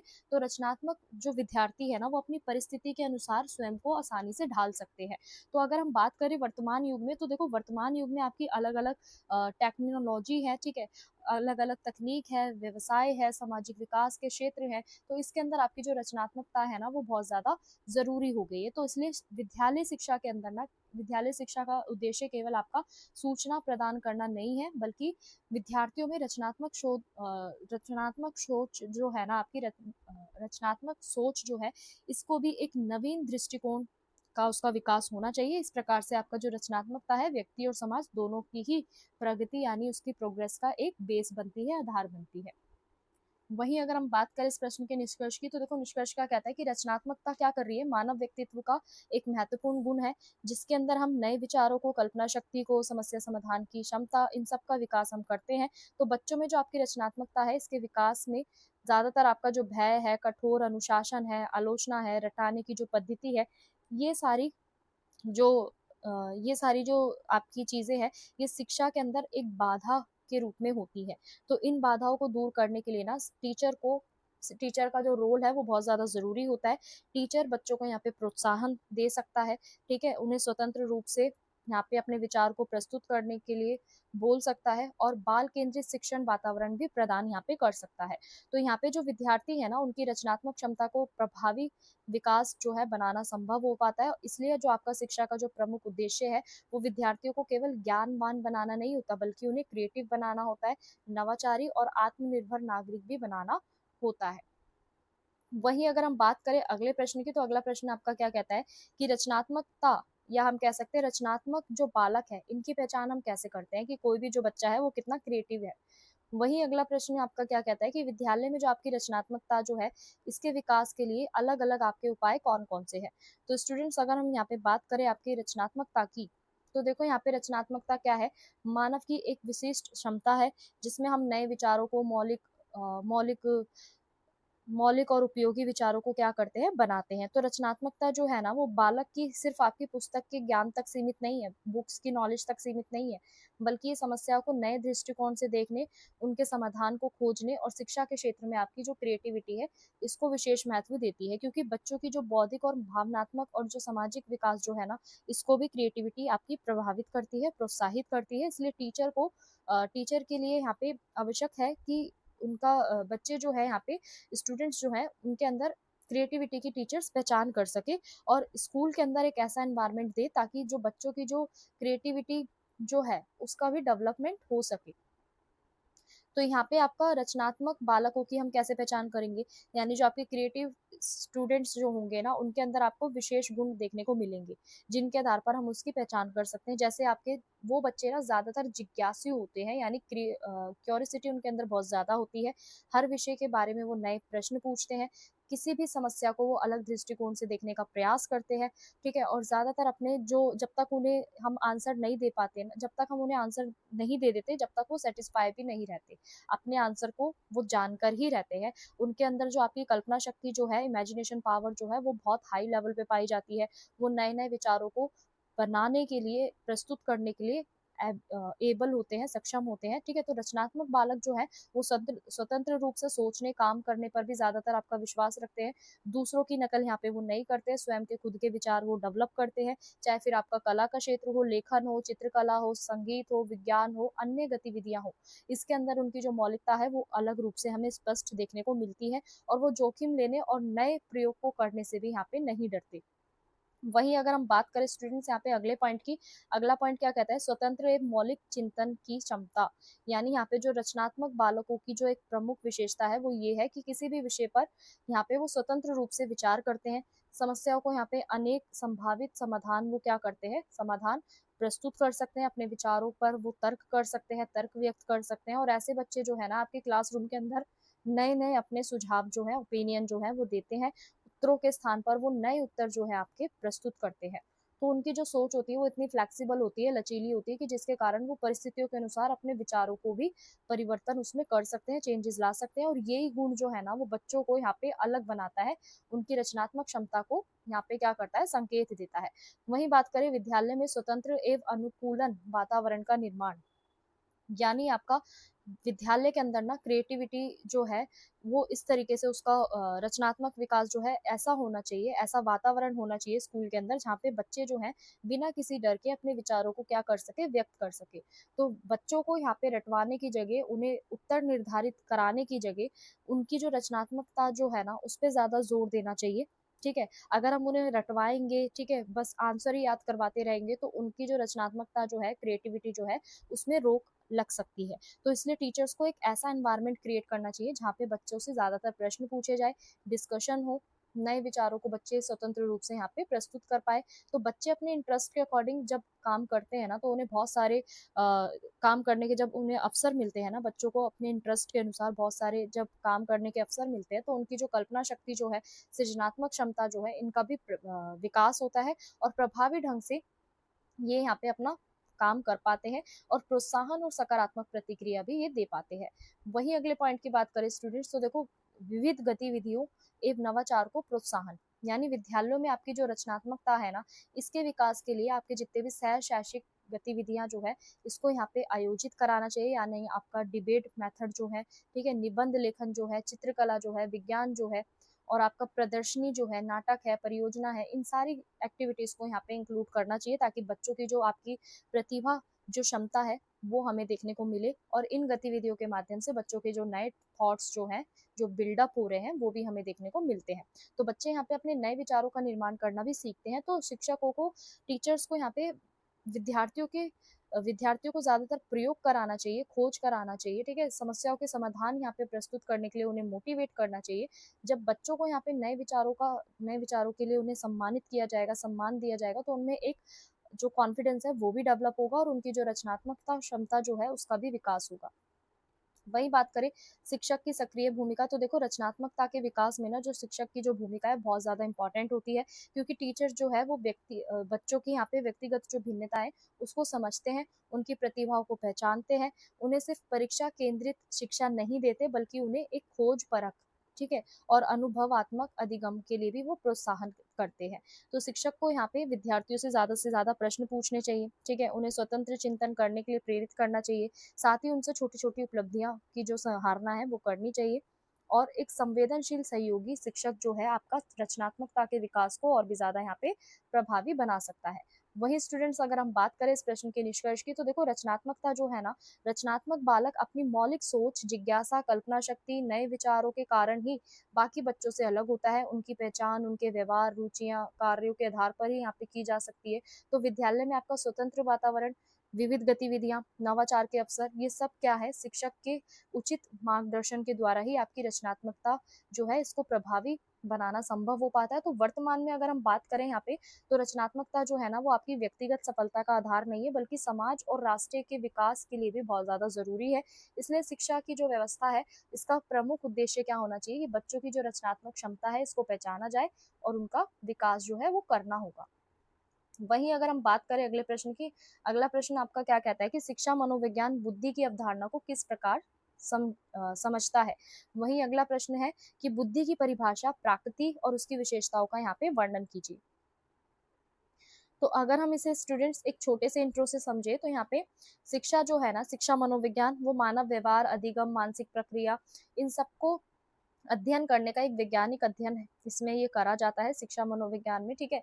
तो शिक्षा के क्षेत्र में जो आपकी बुद्धि जो है, आपकी इंटेलिजेंस जो है वो बहुत ज्यादा इंपॉर्टेंट है। ये कॉन्सेप्ट क्यों है, क्योंकि जो भी विद्यार्थी जो है ना उनकी सीखने की जो क्षमता है, समस्या समाधान करने में जो आपकी तर्क शक्ति है, निर्णय क्षमता है, नई परिस्थितियों का समायोजन करने की जो योग्यता है, ये भी प्रभावित होती है। तो हर बच्चे का जो बुद्धि का जो स्तर है, इंटेलिजेंस का जो लेवल है वो अलग होता है, जिसके कारण उनकी जो सीखने की जो गति है वो भी अलग होती है, इंटरेस्ट भी अलग होता है और उपलब्धियां भी उनकी अलग अलग होती है। तो शिक्षा मनोविज्ञान जो है ना वो बुद्धि को केवल आपका ज्ञान प्राप्त करने की क्षमता नहीं मानता बल्कि व्यक्ति की समग्र मानसिक योग्यता के रूप में भी देखता है। तो बुद्धि व्यक्ति को अपने अनुभव से सीखने, परिस्थितियों को समझने और जीवन की समस्याओं का समाधान करने में भी आपकी सहायता प्रदान करती है। इसलिए शिक्षण अधिगम की जो पूरी प्रक्रिया है, इसको और भी ज़्यादा प्रभावी बनाने के लिए बुद्धि की जो आपकी अवधारणा है, जो उसकी प्रकृति है और जो उसकी विशेषता है, वो बहुत ज़्यादा समझना हमारे लिए ज़रूरी होता है। तो स्टूडेंट्स, अगर हम यहाँ पे बात करें पहले पॉइंट की, तो देखो बुद्धि की अवधारणा और परिभाषा यानी शिक्षा जो है वो मनोविज्ञान के अनुसार जो बुद्धि है वो एक ऐसी मानसिक शक्ति है जिसके माध्यम से व्यक्ति यहाँ पे सीखता है, सोचता है, तर्क करता है, समस्याओं का समाधान करता है। बुद्धि व्यक्ति को अपने वातावरण के साथ प्रभावी ढंग से समायोजन करने में सहायता देती है और विभिन्न जो आपके मनोवैज्ञानिक है वो बुद्धि को अलग अलग प्रकार से यहाँ पे परिभाषित करते हैं। तो बीन के अनुसार, जो आपके एक मनोवैज्ञानिक है, बीन के अनुसार जो बुद्धि है वो आपको निर्णय लेने में, समझने में, तर्क करने की जो क्षमता है, ये है इनके अनुसार बुद्धि का अर्थ। वही अगर हम बात करें टैरमैन के अनुसार, तो टैरमैन यहाँ पे बुद्धि को क्या मानते हैं कि आपका अमूर्त चिंतन की योग्यता, इसको यहाँ पे माना जाता है। वहीं अगर हम बात करें वुडवर्थ की, तो वुडवर्थ ने यहाँ पे आपके बुद्धि को व्यक्ति की नई परिस्थितियों के साथ समायोजन करने की शक्ति माना है। और इन सारी परिभाषाओं का सार ये है कि जो बुद्धि है ना, वो व्यक्ति की मानसिक क्षमता है जो सीखने, समझने और उचित व्यवहार करने के लिए योग्य बनाती है। तो शिक्षा जो है वो मनोविज्ञान में बुद्धि को एक ऐसी शक्ति माना जाता है जो विद्यार्थी की जो शैक्षिक उपलब्धियां है और जो उसकी सीखने की जो दक्षता है, इसको भी ये प्रभावित करती है। वहीं अगर हम बात करें स्टूडेंट्स बुद्धि की प्रकृति की, तो देखो बुद्धि की प्रकृति को समझना शिक्षा मनोविज्ञान के लिए महत्वपूर्ण ये विषय है। बुद्धि जो है आपकी वो जन्मजात और अर्जित दोनों तत्वों से यहाँ पे प्रभावित होती है। वंशानुक्रम व्यक्ति को यहाँ पे बुद्धि के आधारभूत यहाँ पे क्षमता ये प्रदान करता है। वही वातावरण क्या करता है, उसके विकास में महत्वपूर्ण भूमिका निभाता है। तो बुद्धि जो है आपकी वो स्थिर नहीं होती, बल्कि आपके अनुभव, शिक्षा, प्रशिक्षण, सामाजिक वातावरण के प्रभाव से ही उसका यहाँ पे डेवलपमेंट होता है। तो केवल स्मरण शक्ति तक ये सीमित नहीं रहती, इसमें आपकी कल्पना शक्ति भी आती है, विश्लेषण भी आता है, निर्णय भी आता है और समस्या समाधान जैसे भी आपकी अनेक जो मानसिक प्रक्रिया है वो इसमें शामिल होती है। तो बुद्धि का संबंध सीधा यहाँ पे व्यक्ति के संपूर्ण व्यक्तित्व से होता है और यही कारण है कि जो एक बुद्धिमान व्यक्ति जो है ना, वो नई परिस्थितियों में शीघ्र समायोजन अपना स्थापित कर लेता है और जीवन की चुनौतियों को यहाँ पे सफलतापूर्वक उसका सामना कर लेता है। वही अगर हम बात करें बुद्धि की विशेषताओं की, तो देखो पहली विशेषता क्या है कि सीखने की क्षमता, यानी बुद्धि जो है वो उसका सबसे महत्वपूर्ण गुण क्या है कि सीखने की क्षमता। बुद्धिमान व्यक्ति नए ज्ञान, कौशल, अनुभव को यहाँ पे जल्दी सीखता है। वही आपका वह ज्ञान को प्राप्त करता है, नई परिस्थितियों में भी आपके ज्ञान को वो अर्जित कर सकता है। तो शिक्षा के क्षेत्र में जो विशेषता जो आपके जो विद्यार्थी जो है वो शैक्षिक सफलताओं का यहाँ पे आधार ये बनती है। वहीं अगर हम अगले पॉइंट की बात करें, तो अगला पॉइंट आपका क्या है कि तर्क एवं चिंतन की योग्यता, यानी बुद्धि जो है ना व्यक्ति को तार्किक रूप से सोचने, समझने, ठीक है, और आपका सोचने, समझने और तथ्यों का विश्लेषण करने के लिए भी उसको एक क्षमता प्रदान करती है। तो बुद्धिमान व्यक्ति किसी भी समस्या के जो विभिन्न पक्ष जो है इसके ऊपर वो आसानी से विचार कर सकता है, निष्कर्ष तक वो पहुंच सकता है और यही गुण जो है वो सही निर्णय लेने में भी उसकी सहायता करते हैं। वहीं बात करें समस्या समाधान की क्षमता, तो देखो बुद्धि एक प्रमुख लक्षण समस्याओं का समाधान करना भी होता है। जीवन के अनेक प्रकार की जो भी जटिलता है, जटिल परिस्थितियां हैं, जो भी आपकी डिफिकल्ट सिचुएशन जो है, उसमें बुद्धिमान व्यक्ति अपने ज्ञान, अनुभव और अपने विवेक के अनुसार ही उन समस्याओं का क्या कर सकता है, समाधान खोज सकता है। तो शिक्षा जो है ना, शिक्षा मनोविज्ञान में इस क्षमता को यहाँ पे बुद्धि का महत्वपूर्ण संकेतक माना जाता है। वही बात करें वातावरण के साथ समायोजन, यानी बुद्धि जो है व्यक्ति को यहाँ पे बदलती परिस्थितियों के अनुसार ना स्वयं को ढालने की क्षमता ये प्रदान करती है। विद्यालय, परिवार, समाज में सफल जीवन जीने के लिए, समायोजन करने के लिए ज़्यादा आपकी आवश्यक मानी जाती है। बुद्धिमान व्यक्ति जो है वो नई परिस्थितियों को समझकर उनके साथ व्यवहार करता है और कठिनाइयों का सामना करने में भी वो यहाँ पे क्या होता है, आपका सक्षम होता है। वही अगर हम बात करें अमूर्त चिंतन और रचनात्मकता, यानी बुद्धि जो है ना वो केवल आपको प्रत्यक्ष वस्तुओं तक ही सीमित नहीं रखती, बल्कि उसे अमूर्त विचारों, सिद्धांतों, अवधारणाओं को भी समझने के योग्य बनाती है। और इसके साथ ही बुद्धिमान व्यक्ति में जो नवीन आपके विचार जो है वो उत्पन्न करने, रचनात्मक कार्य करने की जो क्षमता है वो पाई जाती है। विशेषता जो आपका विज्ञान है, साहित्य है, कला है, इन सारे क्षेत्रों में बुद्धि के द्वारा हम नवाचार को यहाँ पे क्या कर सकते हैं, संभव यहाँ पे बना सकते हैं। तो अगर हम बात करें इस प्रश्न के निष्कर्ष की, तो देखो शिक्षा मनोविज्ञान में जो बुद्धि है वो आपकी महत्वपूर्ण मानसिक क्षमता है जो व्यक्ति के सीखने, समझने, तर्क करने, निर्णय लेने तथा समस्याओं का समाधान करने की जो योग्यता है इसको प्रभावित करती है। तो विभिन्न मनोवैज्ञानिकों ने ना यहाँ पे बुद्धि को अलग अलग दृष्टिकोणों से परिभाषित किया है, ठीक है। और परंतु सभी का जो उद्देश्य है वो क्या है कि व्यक्ति की जो मानसिक दक्षता है इसको स्पष्ट करना। लेकिन बुद्धि जो है आपकी वो बहुआयामी है, और इसका जो विकास है आपका वंशानुक्रम चलता आया है, वातावरण दोनों से ही ये प्रभावित हुआ है। तो सीखने की क्षमता, तार्किक चिंतन, समस्या समाधान, समायोजन, रचनात्मकता, इसकी प्रमुख आपकी विशेषताएं होती है। तो शिक्षा के क्षेत्र में विद्यार्थियों की जो बुद्धि है, बुद्धि को समझकर उनके अनुरूप शिक्षण की जो व्यवस्था है वो करना बहुत ज़्यादा ज़रूरी है। इससे ना केवल उनकी जो शैक्षिक उपलब्धियां हैं इसमें भी वृद्धि होगी, बल्कि उनका जो पूरा जो पर्सनालिटी जो है, व्यक्तित्व जो है, इसका भी होलास्टिक डेवलपमेंट होगा, समग्र विकास होगा। और यही कारण है कि शिक्षा मनोविज्ञान में जो आपकी बुद्धि है इसकी अवधारणा को समझना बहुत ज़्यादा ज़रूरी है। वहीं अगर हम बात करें अगले प्रश्न की, तो अगला प्रश्न क्या कहता है कि बुद्धि के विभिन्न सिद्धांतों की विवेचना कीजिए। वहीं आपके जो अलग अलग मनोवैज्ञानिक है, जैसे आपके स्पेयरमैन है, थार्नस्टेन है, गॉर्डनर है, इनके जितने भी बुद्धि के सिद्धांत है इसकी तुलना कीजिए। तो देखो अगर हम यहाँ पे बात करें इनके सिद्धांतों की तुलना की, तो उससे पहले हम एक छोटे से इंट्रो से समझते हैं। तो यहाँ पे आपका परिचय क्या कहता है कि बुद्धि जो है ना वो मनुष्य की वो मानसिक शक्ति है जिसके द्वारा मनुष्य यहाँ पे सीखता है, तर्क करता है, समस्याओं का समाधान करता है, अपने वातावरण के साथ प्रभावी समायोजन स्थापित करता है। शिक्षा मनोविज्ञान में ना आपकी बुद्धि को ज्यादा विशेष महत्व दिया गया है। क्यों दिया गया है? क्योंकि ये आपकी अधिगम, उपलब्धि, निर्णय लेने की क्षमता, व्यक्तित्व के विकास, इन सबको ये प्रभावित करती है। तो जितने भी आपके मनोवैज्ञानिक है ना, इन्होंने बुद्धि की जो प्रकृति है, उसका जो नेचर है, उसको समझने के लिए अपने अलग अलग बहुत सारे प्रिंसिपल्स दिए हैं। तो जिसमें से आपका स्पेयरमैन है, फास्टिंग है, गॉर्डनर है, इन सब ने अपने विशेष यहाँ पे क्या दिए हैं, सिद्धांत दिए हैं, प्रिंसिपल्स दिए हैं। तो इन सिद्धांतों के माध्यम से हम समझ सकते हैं कि जो आपकी बुद्धि जो है इसके कितने आयाम है और इसका स्वरूप जो है वो कैसा है। तो चलो यहाँ पे समझते हैं। अगर हम बात करें स्पेयरमैन की, स्पेयरमैन का जो द्विकारक सिद्धांत जो है, अब ये क्या था? तो देखो स्पेयरमैन ने ना बुद्धि को यहाँ पे दो कारकों का परिणाम माना है। उनके अनुसार ऐसा माना जाता है कि जो मानसिक कार्य है ना उसमें कोई एक कारक नहीं होता, बल्कि आपके एक विशिष्ट कार्य यहाँ पे किए जाते हैं।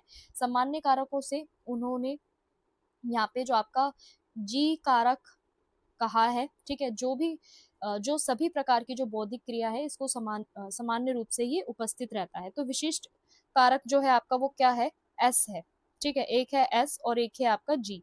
तो यहाँ पे ये दो कारकों को इन्होंने यहाँ पे बताया है, द्वि कारक, ठीक है। तो जी जो है ना वो जी कारक उसे कहा गया जिसमें आपका विशेष कार्य करने की जो क्षमता है उससे संबंधित यहाँ पे जी को बताया गया है। वहीं स्पेयरमैन के अनुसार यदि कोई भी व्यक्ति अपनी सामान्य बुद्धि का उच्च स्तर बुद्धि सामान्य बुद्धि उच्च सामान्य बुद्धि स्तर जो है उसका अगर उच्च होता है तो वो ज्यादातर अपने बौद्धिक कार्यों में अच्छा प्रदर्शन करेगा। वही जो आपका सिद्धांत, ये जो सिद्धांत है वो बुद्धि की एकता पे भी क्या करता है? बल देता है। तो यहाँ पे ऐसा मानते हैं स्पेयरमैन की जो मानसिक योग्यता है ना इनके पीछे आपकी सामान्य शक्ति काम करती है। आलोचकों का मत ये है कि ये जो सिद्धांत है वो मानवीय क्षमता को यहाँ पे विविध रूप से क्या करता है? समझा पाता है। वहीं अगर हम बात करें अगले फिलोसोफर की, तो अगले फिलोसोफर कौन है? आपके थर्स्टिंग है। इन्होंने प्राथमिक मानसिक योग्यताओं का सिद्धांत दिया है। यानी थर्स्टिंग ने स्पेयरमैन के जितने भी बुद्धि के जो सिद्धांत है ना इसका विरोध करते हुए क्या कहा कि जो आपकी बुद्धि है वो एकल शक्ति नहीं है, बल्कि अनेक स्वतंत्र मानसिक योग्यताओं का एक समूह है, एक ग्रुप है। उन्होंने यहाँ पे ऐसे 7 मानसिक योग्यता आपकी बताई हैं जिसे हम यहाँ पे प्राथमिक मानसिक योग्यता कहते हैं।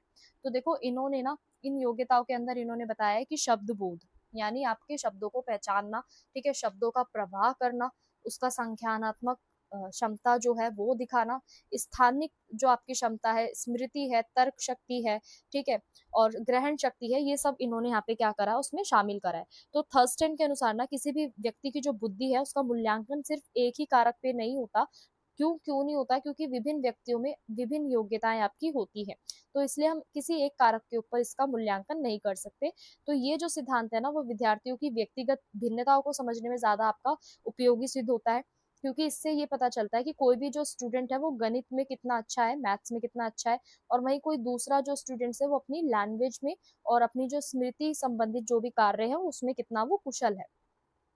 वहीं अगर हम बात करें गार्डनर की, तो देखो गार्डनर जी ने यहाँ पे क्या करा, आपका बहु बुद्धि का सिद्धांत इन्होंने दिया। इन्होंने क्या बताया कि जो बुद्धि है आपकी, वो बहुत ज्यादा व्यापक रूप इन्होंने यहाँ पे बुद्धि को दिया। इन्होंने अपने सिद्धांत में बताया बुद्धि केवल आपकी शैक्षिक सफलताओं तक सीमित नहीं रहती, बल्कि आपके जीवन के अलग अलग क्षेत्रों में सफलता प्राप्त करने के लिए जो बुद्धि है उसका स्वरूप यहाँ पे हमें देखने को मिलता है। तो गार्डनर ने ना यहाँ पे आपके 7 एक वो बताए, ठीक है, 7 यहाँ पे बुद्धियों का इन्होंने उल्लेख करा, जिसमें बाद में एक और इन्होंने बुद्धि का जो प्रकार है उसको ऐड करा। तो अब टोटल आपके 7 हो गए, मतलब टोटल अब आपके 8 हो गए हैं, ठीक है। तो इसमें इन्होंने भाषिक बुद्धि बताई है, तार्किक गणितीय बुद्धि बताई है, संगीत बुद्धि बताई है, स्थानिक बुद्धि बताई है, शारीरिक गतिविधि बुद्धि बताई है, और अंतर व्यक्तित्व बुद्धि बताई है, और अंतर व्यक्तित्व बुद्धि भी बताई है। तो यहाँ पे इन्होंने ना 8 प्रकार की बुद्धि बताई, यानी इन्होंने बेसिकली गार्डनर जी ना ये कहना चाह रहे थे कि भाई हमारी ना सबकी जो बुद्धि है, जो इंटेलिजेंस पावर जो है वो अलग अलग होती है, ठीक है। पहले इन्होंने क्या बताया, भाषिक बुद्धि, यानी जो लैंग्वेज में ना बहुत अच्छा जो होगा, जो कोई नई लैंग्वेज सीख रहा होगा, भाषिक बुद्धि जो होगी ना उसकी वो बहुत ज्यादा अच्छी होगी, ठीक है। वो बुद्धि अलग है, भाषिक बुद्धि, ठीक है। वहीं कोई अगर मैथ्स के सम्स को सॉल्व कर रहा है, ठीक है, गणित को सॉल्व कर रहा है, तार्किक अपना उसमें तर्क यूज कर रहा है, लॉजिक यूज कर रहा है, तो उसकी बुद्धि अलग होगी। वहीं अगर कोई संगीतकार है, उसकी जो बुद्धि है वो अलग होगी, स्थानिक बुद्धि अलग होगी, ठीक है। शारीरिक गतिशील बुद्धि, यानी आपके जो स्पोर्ट्स जो होते हैं, ठीक है, प्लेयर्स जो होते हैं, इनकी बुद्धि अलग होगी। तो इस तरीके से इन्होंने ना 8 प्रकार की यहाँ पे जो बुद्धियां हैं वो इन्होंने बताई। तो इस सिद्धांत के अनुसार हर बुद्धि के अंदर जो आपका जो समय संयोजन जो है वो अलग अलग मात्रा में पाया जाता है। उदाहरण के लिए कि कोई व्यक्ति जो है वो संगीत में अधिक आपका प्रतिभाशाली हो सकता है, जबकि जो दूसरा जो है वो सामाजिक संबंध स्थापित करने में अधिक आपका दक्ष हो सकता है। तो गार्डनर का सिद्धांत यही बताता है, और गार्डनर का जो सिद्धांत है ना वो शिक्षा के क्षेत्र में ज्यादा आपका फेमस माना जाता है, क्योंकि हर व्यक्ति जो है, या हम कह सकते हैं हर विद्यार्थी जो है उसकी प्रतिभा को पहचानने में ये मदद करता है। वही बात करें स्पेयरमैन, थर्स्टन, गार्डनर के सिद्धांतों की कंपैरिजन की, यानी तुलना की, तो देखो इन तीनों के ही जो सिद्धांत है ना वो मानसिक शक्ति यहाँ पे ये दर्शाते हैं। जबकि थर्स्टन जो है, थास्टेन क्या बता रहे हैं यहाँ पे, आपकी स्वतंत्र मानसिक योग्यता को बता रहे हैं, स्वतंत्र मानसिकता की योग को स्वतंत्र मानसिक योग्यता का एक ग्रुप बता रहे हैं बुद्धि को। वही गार्डनर क्या कह रहे हैं कि बुद्धि की जो अवधारणा है ना वो बहुत ज्यादा विस्तृत है, बहुत ज्यादा आपकी बड़ी है, और जीवन के अलग अलग क्षेत्रों में ये काम करती है। तो यहाँ पे आपके जो स्पेयरमैन का जो दृष्टिकोण है वो आपका सबसे ज्यादा एकात्मक माना गया है। वहीं थर्स्टन की बात करें तो इन्होंने बुद्धि को बहुआयामी बताया है। गार्डनर ने सबसे ज्यादा व्यापक माना है, क्योंकि जो आपकी शैक्षिक उपलब्धियां हैं इसके साथ साथ आपकी कला, संगीत, खेल, सामाजिक संबंध और प्रकृति से जुड़ी जितनी भी क्षमताएं हैं ना, इसमें बुद्धि का इसमें अंग माना जाता है। वहीं बात करें शिक्षा की दृष्टि से, तो देखो स्पेयरमैन का जो सिद्धांत है वो सामान्यतः बुद्धि क्षमता के मापन में उपयोगी सिद्ध होता है। तो थर्स्टन का जो सिद्धांत है वो विद्यार्थियों की अनेक मानसिक योग्यताओं को समझाने में सहायक होता है। तो गार्डनर का जो सिद्धांत है वो व्यक्तिगत प्रतिभाओं की पहचान करने में और उनका विकास करने में भी बल देता है। अगर हम बात करें शिक्षा में इन सिद्धांतों का क्या महत्व है, तो देखो इन सिद्धांतों का शिक्षा मनोविज्ञान में बहुत ज्यादा महत्व है। इन्होंने शिक्षा मनोविज्ञान को समृद्ध बनाया है। स्पेयरमैन का जो सिद्धांत है वो बुद्धि प्रशिक्षण के विकास में यहाँ पे आपकी सहायता करता है। वही थर्स्टन का जो सिद्धांत है व्यक्तिगत भिन्नताओं को समझने का आधार प्रदान करता है। वही गार्डनर का जो सिद्धांत है आपका बाल केंद्रित शिक्षा, गतिविधि आधारित शिक्षण और समावेशी शिक्षा को भी ये क्या करता है, प्रोत्साहित करता है। तो इन सिद्धांतों के आधार पर जो आपके शैक्षिक विद्यार्थियों की जो विविध क्षमता है उनको पहचान सकते हैं, उनकी आवश्यकताओं के अनुसार शिक्षण की जो व्यवस्था है वो कर सकते हैं, और इससे आपकी शिक्षा और भी ज्यादा प्रभावी, रोचक और सार्थक भी बनती है।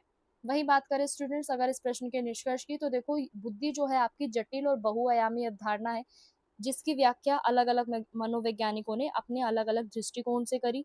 स्पेयरमैन ने बुद्धि पर ज्यादा बल दिया, ठीक है। थर्स्टन ने आपकी मानसिक योग्यता को सबसे ज्यादा इंपॉर्टेंस दी।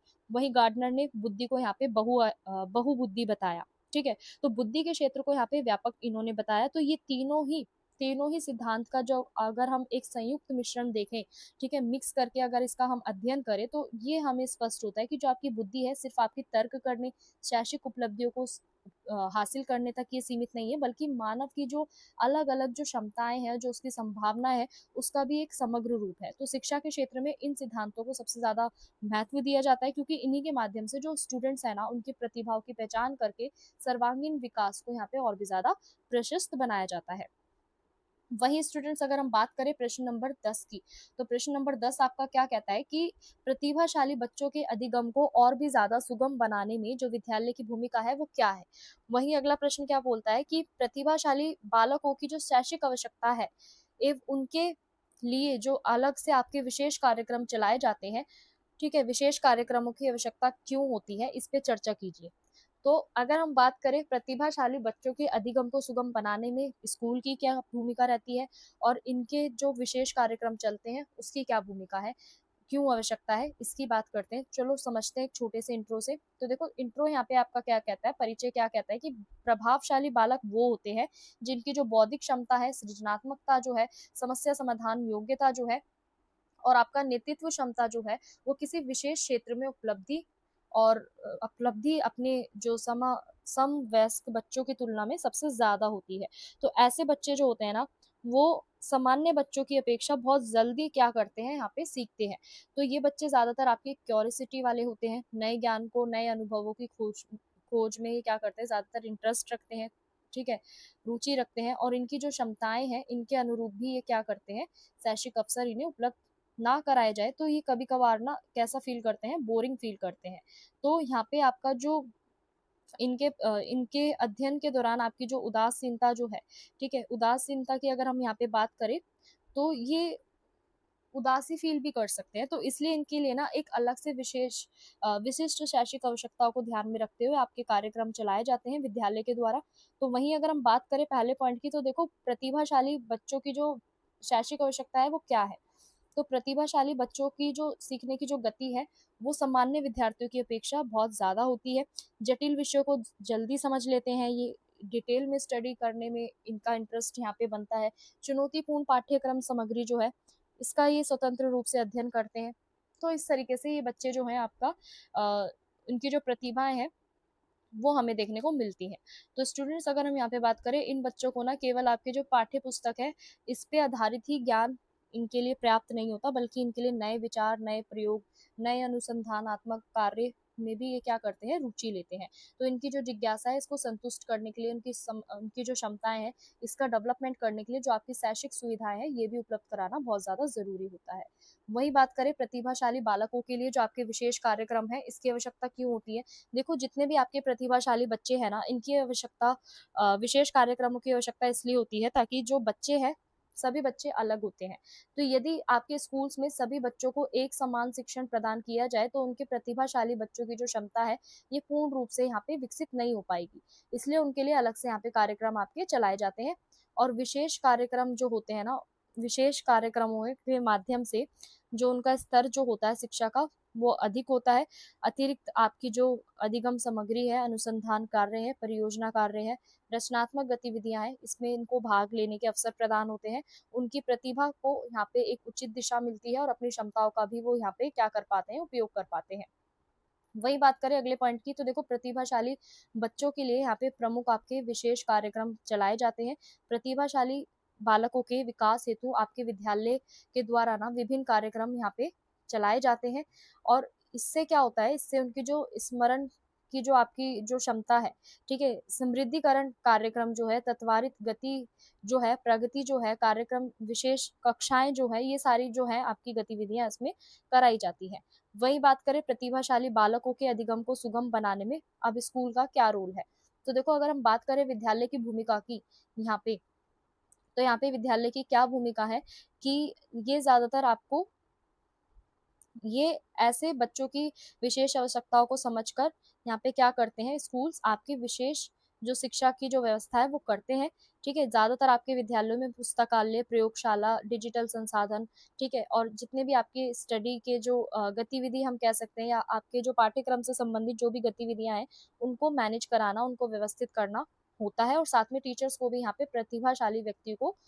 प्रतिभाशाली विद्यार्थियों को यहाँ पे स्वतंत्र रूप से सोचने, प्रश्न पूछने, नवीन प्रयोग करने के लिए भी यहाँ पे क्या किया जाता है, प्रोत्साहित किया जाता है। तो विद्यालय का जो सकारात्मक प्रोत्साहन जो है ना, वातावरण जो है उनकी प्रतिभा को निखारने में सबसे ज्यादा यहाँ पे सिद्ध होता है। वहीं अगर हम बात करें अगले पॉइंट की, तो देखो शिक्षक एवं विद्यालय के द्वारा प्रदान की जाने वाली व्यवस्था। तो यहाँ पे आपका जो प्रतिभाशाली बच्चे जो है ना इनके विकास में टीचर्स की जो रोल जो है वो बहुत ज्यादा इंपॉर्टेंट है। क्योंकि यहाँ पे शिक्षक ही क्या कर रहे हैं, बच्चों की प्रतिभाओं को, उनके इंटरेस्ट को, उनकी क्षमताओं को पहचान कर उन्हें यहाँ पे शिक्षित कर रहे हैं, उन्हें उन्हें शिक्षण दे रहे हैं। तो चुनौतीपूर्ण कार्य जो होंगे वो नेतृत्व के अवसर और अध्ययन जो है आपका स्वतंत्र रूप से उसकी सुविधा यहाँ पे दी जानी चाहिए। तो अगर हम यहाँ पे बात करें इस प्रश्न के निष्कर्ष की, तो निष्कर्ष क्या कहता है कि प्रतिभाशाली जो बालक है ना, वो राष्ट्र की अमूल्य धरोहर होती हैं। उनकी जो विशिष्ट बौद्धिक और रचनात्मक क्षमताएं जो हैं, इसके कारण उनकी शैक्षिक आवश्यकताएं सामान्य जो विद्यार्थी है उनसे अलग होती है। इसीलिए उनके लिए विशेष कार्यक्रम की जो व्यवस्था है वो करनी चाहिए। उनकी प्रतिभाओं के अनुरूप उन्हें शिक्षण देना चाहिए। विद्यालय शिक्षक और अभिभावक ये दोनों मिलकर क्या करें, अगर उनका सहयोग करें, उन्हें प्रेरणादायक वातावरण अगर दे, तो उनकी प्रतिभा को और भी ज्यादा यहाँ पे बच्चों की प्रतिभा को प्रतिभाशाली बनाया जा सकता है।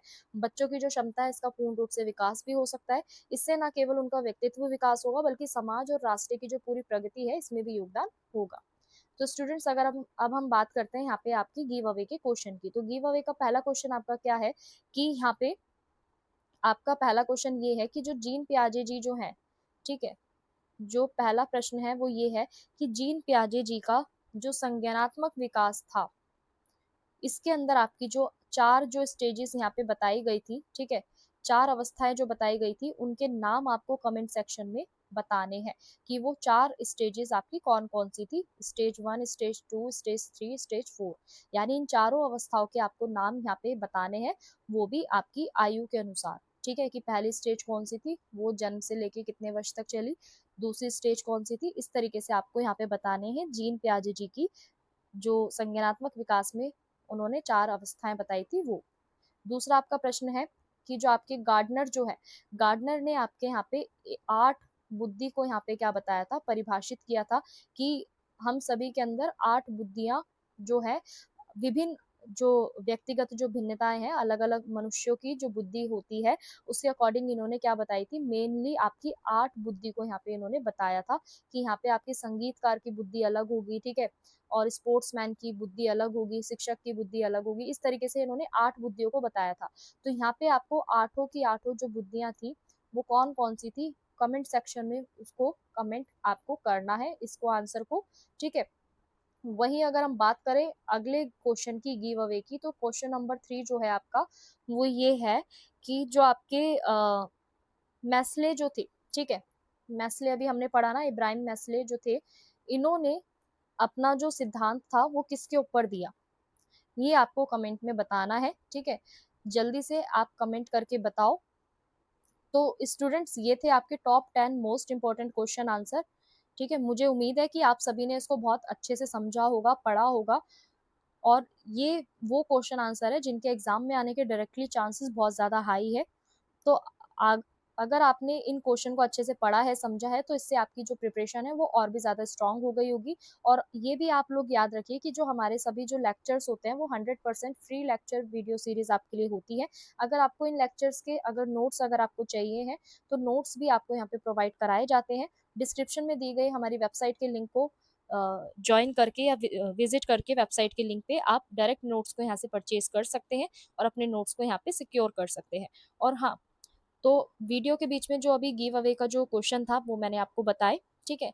तो यहाँ पे जो गिव अवे के जो पूछे गए जो क्वेश्चन है ना, इनके लिए जो 3 लकी विनर्स जो है उनको हम एब्सोल्युटली फ्री नोट्स जो है प्रोवाइड कराते हैं इस सब्जेक्ट से रिलेटेड।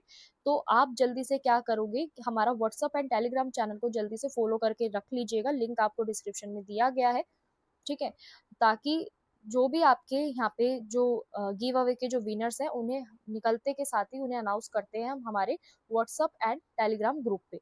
तो हो सकता है अगले विनर आप ही हो, तो जल्दी से जाइए व्हाट्सअप एंड टेलीग्राम चैनल को ज्वाइन कर लीजिएगा ताकि विनर निकलते के साथ ही आपको अपडेट मिल जाए। तो मिलते हैं नेक्स्ट वीडियो में। अगर आपको ये वीडियो पसंद आई हो तो वीडियो को लाइक करना बिल्कुल मत भूलिएगा, शेयर करना मत भूलिएगा और अपने दोस्तों के साथ भी शेयर करना मत भूलिएगा और चैनल को ज़रूर सब्सक्राइब कर दीजिएगा। तो चलिए मिलते हैं अगली वीडियो में। आप सभी का बहुत बहुत धन्यवाद।